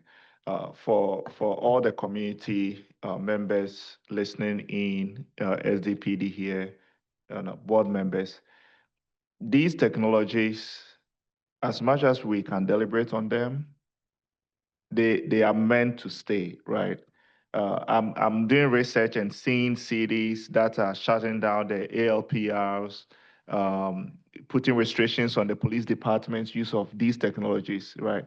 But it's only for a short time period. They will always be back in the limelight. They will always be used. We have Internet of Things. We have technologies. People have more surveillance technologies in their homes, right, than outside their homes, right? So as much as we deliberate on these things and we take safety and privacy into consideration, we want to make sure that we are reflecting what will happen down the line, because we are just an advisory board. Our advisory recommendations is important to the city council, even though they might not take it into consideration or they could vote against it and just go however direction they choose to, right? But we also want the community to understand that these technologies are here to stay. So as best as they are here to stay, our part will be making sure that there are policies in place, our recommendations are effective to safeguarding their privacy when they are outside of their homes. However, they should understand that they have more technologies in their homes. People have smart refrigerators, right? Smart TVs. And these have all technologies that they might not even be aware have, there could be surveillance technologies in there that could be turned on with a backdoor. Right. And Matt, you are aware about this, right? I'm in cybersecurity. I know this for a fact. I do intelligence. I know this for a fact, right? So sometimes we sit here and we listen to the community come here with a lot of their concerns, right? Not realizing that some of these concerns can be tapped into from outside of sources that they might not even be aware, right? There are issues where people have baby cameras in their home, and we have hackers being able to access those cameras, right? That is a surveillance technology, right? You might think you are just using it to monitor your baby, but somebody outside of your home is also having access to it. So we definitely need to make sure that we are approving technologies that will help the police department safeguard both our privacy and our safety, right? To make sure that as much as the city of San Diego is welcoming tourists, we are also safe in our neighborhoods. To that comment, I appreciate that comment, y'all. I would also like to say that we should keep in mind that those technologies are things that folks are willingly bringing into their home and consenting to use. We're talking about something that's outside that people are not necessarily consenting to outside. And I think that makes a huge difference. While yes, the same dangers can happen either way, I think when you're choosing to bring a phone in your home, you're choosing to bring a baby monitor or a security camera in your home, you're consenting to that technology being used inside of your home. When you walk outside and you drive throughout the city, you're not necessarily consenting to be filmed, and those pictures and or videos can be looked at later for things. So I just want to point out the difference in that. So we have a motion, it's been seconded. We're calling for a vote. I'll Go try to ahead. make it quick, I Okay. promise. I just want to say that the technologies that are in our homes that collect data from our behavior every day do not carry the force of law, do not carry the force with which the San Diego PD is actually, wanting to carry out these sort of surveillance operations. So I just want to say that we are aware that there's a whole lot of ALPR happening. There's ALPR in every little garage in the city. So, but that's a very different use from the way that it's being presented here. So, yeah. That's right. And also consumers aren't really consenting. They don't really know what they're doing, but that's a whole other point. We could go on for hours. So all those in favor of the motion to approve as amended here, say aye. Contingent on these other items Yes, within the with document. the additions that we have discussed. And adoption of all the recommendations by the board. Yes. If you All those could in favor? just re-say that, just a clean motion, I motion to X, Y, and Z. Yeah, who made the motion, actually? So I guess I can. Matt made the motion. I make the motion to approve with the recommendations. I am so sorry. I make the motion to approve with the recommendations as noted. Okay. Second. Okay. All those in favor? Aye. Aye. All those opposed? Aye. Looks at it. Ike opposed and Ted opposed? Opposed. Oh, yeah. And Maggie, so. Yeah, I also opposed in case that wasn't clear. Okay, wait, let me make sure we have this. So, okay, so all those in favor say aye. Aye. Raise your right hand. Aye. Raise your right hand, yep. Okay, all those opposed? Aye. Okay, we have Ike recorded, okay? And no abstentions, motion passes. So 4-3. Yes, 4-3, yes.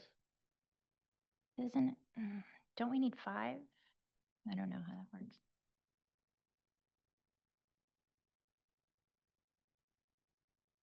Is it? Okay. That would be great. Who knows the rules? Now we are going to move on to the thing that everybody has been waiting for. Item number 4, approval of the October 16th, 2025 minutes. Sorry, point of information, did Maggie's concern get addressed? Yes. So hold on. So I do believe that we will need 5 votes here to make a recommendation to council to majority of 9 seats, not just the quorum present. Do we want to take a quick 1-minute recess to reconvene? Oh, to try to see if we can. See if we can wordsmith this. Yeah. Do you want to just recess really quickly? But we don't have 9 people. Yeah, no. So you would need to be able to rework this motion. So that motion failed. And so you can take up another action here to try to amend your recommendation to the council to see if you want to proceed with this. Otherwise, essentially, you are not making a recommendation to the council. Nothing will move forward. Right, and we want to make a recommendation to the. So to be clear to those council listening, because we it'll need, include all of these points that we're raising. to be clear, we need a majority of seats, which is 5, not a majority of those present, which would be 4. Yeah, right? That's right. Yes. So then can we discuss with those who opposed, right, why they did and what pretty much how the language they need or what aspects of, I think what we have to do is make another motion. And so we can, I suppose if somebody wants to change their vote, they could make a motion, they could make the same motion again. And we could vote on that and then the vote change would count. well, that's why he wants us to take a recess for like 1 minute and, possibly use that time to discuss with those who opposed why. Yeah. Yeah.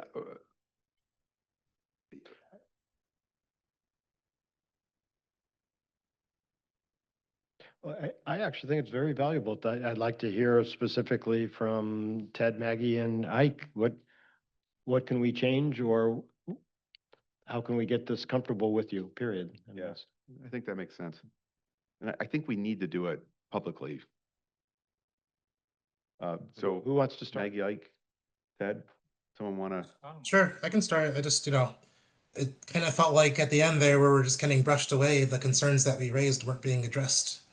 So again, I've mentioned the whole meeting. I'm happy to change my mind. I just want to discuss the points being raised, like the privacy. leaders are telling us this is not a good time to use Flock, shut it down, don't use it. So what's the rush? We're already really safe. Don't we talk how safe we are as one of the biggest, safest big cities? Like, I don't understand. Please convince me. I can express my views of it. I don't think, I'm not aware of anybody, there has been incidents in San Diego that have been raised validly.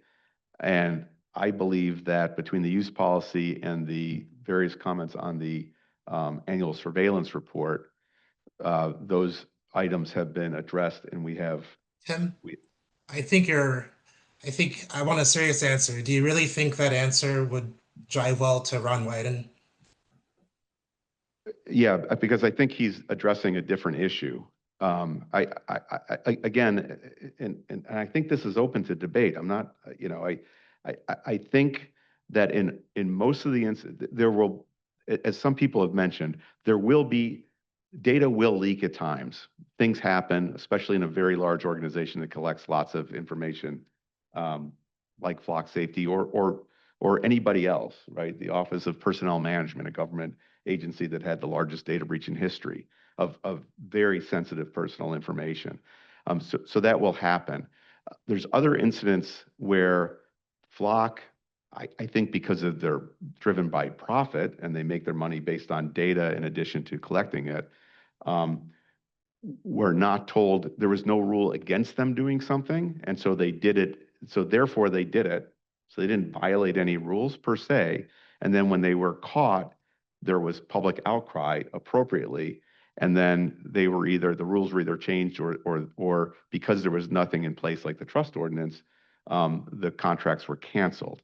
So I just don't see that they are acting with evil intent. And a lot of the examples that have been provided are excellent examples of things we should address, and I think have addressed. But it's, How about this? I feel like I missed the points being not completely missed. sloppiness. I have a device that can peer through everyone's home.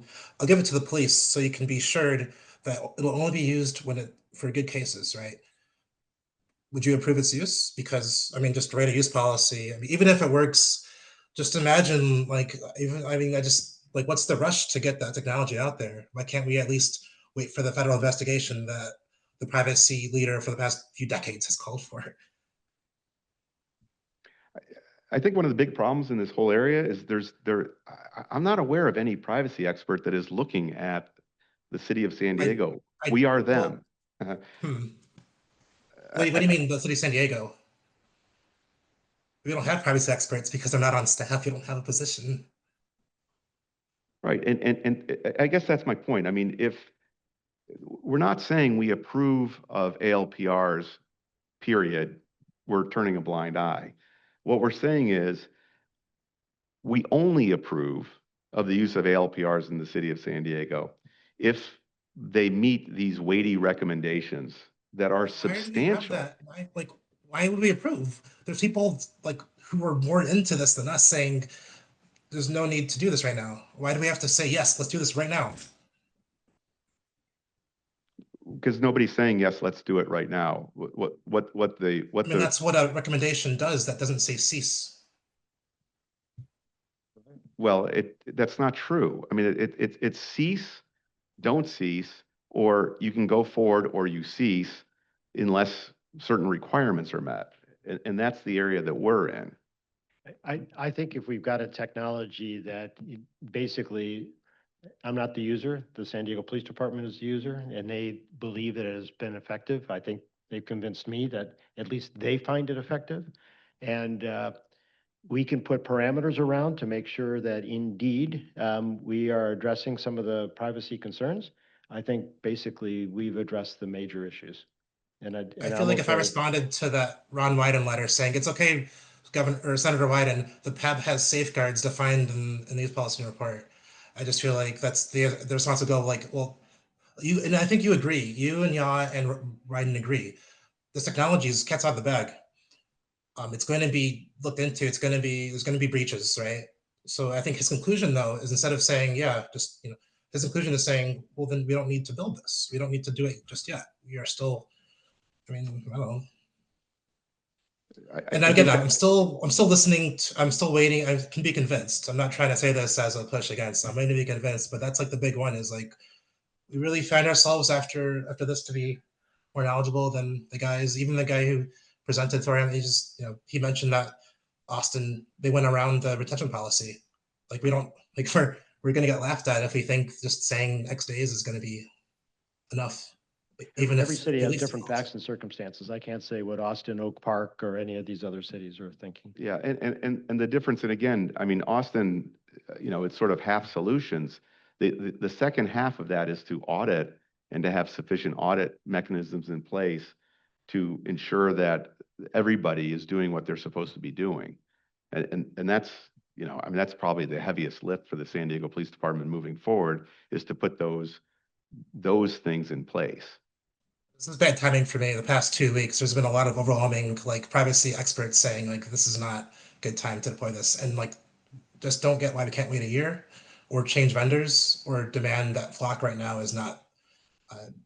They're under investigation. There's a call for investigation, not under investigation. Don't want to label them.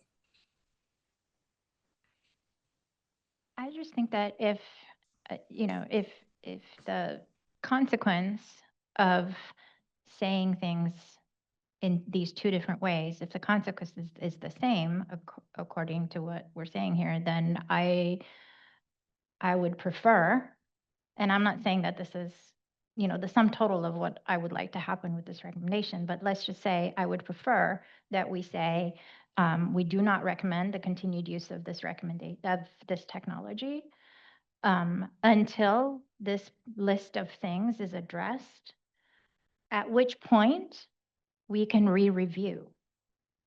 But because this is also a moving target, this is the ALPRs the technology will not stand still while we're waiting for it to come into compliance with the trust ordinance. So I do think that it's important that we have a chance to re-review after modifications have been made. So I think we can put that concept into the terms of the trust ordinance. I forget because I'm getting tired, but something you said made me think that we've deviated a little bit from the trust ordinance, but what you're saying overall, I think makes sense. So it would be the trust ordinance asks us to do what? Approve, stop the use of, or what's the third option? Recommendations. With recommendations. Yes. The terminology from the ordinance, I have it up, is use of the surveillance technology in accordance with the approved surveillance use policy should continue. Sorry, I actually have a question now on our terminology. It says use of the surveillance technology in accordance with the approved surveillance use policy should continue, cease, or be modified to address identified concerns. Yeah, so we're in a situation where it's sort of circular. So we've approved a use policy as long as there are changes that we've specified.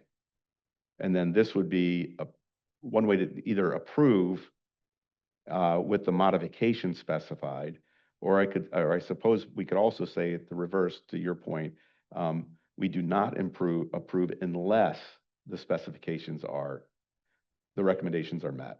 Yeah, because the recommendations for the use policy are recommendations. We haven't seen the actual use policy after the modifications, right? So, and we don't think that's a actually very even good point. dictate. Yeah, Yeah. we don't even actually dictate exactly what that use policy needs to say. There's plenty of gray areas. So, yes, it is circular, but it also is a non-starter. Like we don't have the use policy. And that we want. what I was trying to do is to make it stronger, is to link the annual surveillance approval with the approval of the use policy. So we're sort of it's sort of a double approval. So we're saying, look, you got to make these changes, and if you don't make these changes for all these well-reasoned statements that we make in this, it can't go forward. And it could, because just as a practical matter, it may well be that the police department says, we actually can't meet these recommendations. The city council goes and says, we will approve the use of it with these recommendations. The police department goes back and says, you know, unless you give us more funding, you know, a privacy professional position, you know, we cannot do this, in which case ALPRs wouldn't be used, right? I mean, that's it. That's the value of the reasoning for the recommendations, I think, is if it can't be met, it collapses, which, I you am know, happy is with how that it's wording, by intended. the way. And I would vote right now if you said cease until we have that stuff. Yeah, you know, and if we want to take just like 3 minutes, I was just looking at the language. I wanted to just, It's actually a very simple fix. Quite frankly, the very first sentence says the PAB recommends that the city council approve the use of ALPR contingent on completion of the modifications of the amended 2025 ALPR surveillance report below. I just basically, PAB recommends that the city council not approve, not, unless. what do you call it? Deny or anyway. The ordinance says cease. Cease, that's the word I was thinking of. So cease the use of ALPR until completion of the modifications of the amended, and that's it. Until completion, yep. Okay, so let me read it to everybody so it makes sense. So this is on page 1, the recommendation. It would be the Privacy Advisory Board recommends that the City Council cease the use of automated license plate recognition technology until completion of the modifications to the amended 2025 ALPR annual surveillance report summarized in section 2 and detailed in section 3 below. That's it. Yeah. Okay, do we have a motion? I move that we adopt the PAB recommendation to the annual report as modified. Second? I second the motion. The call for a vote. All those in favor of that motion, say aye. Aye. Aye. And raise your right hand so it's clear. That's unanimous. Looks like. Okay, good. I really do appreciate all your hard work, everybody. It's great. I really very much appreciate it. I think I should apologize. No, please don't. Please don't. No, and looking through the bylaws, the section is not just a majority of the board, it's 2/3 of current appointees. And so we have 7 current appointees, so it would have been 5 votes anyway, so. Good to know. Okay, we've delayed the fun part. Item 4, approval of the October 16, 2025 minutes.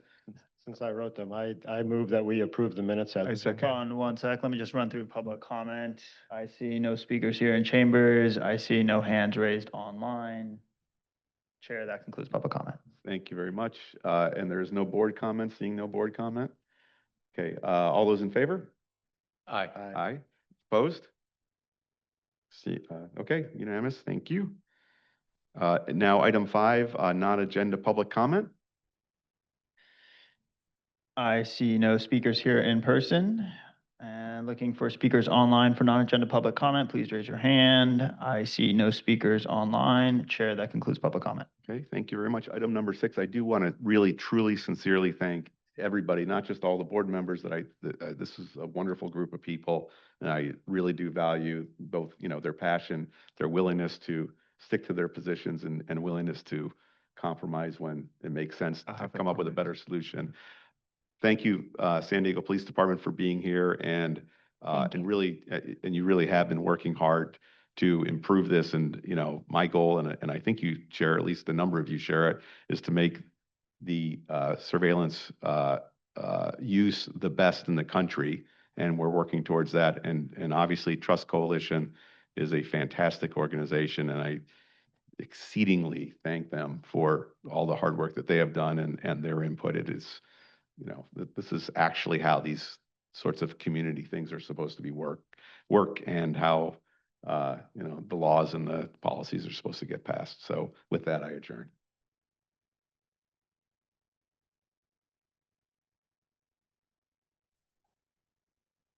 That guy again today, Tim, I'm sorry. Oh, no,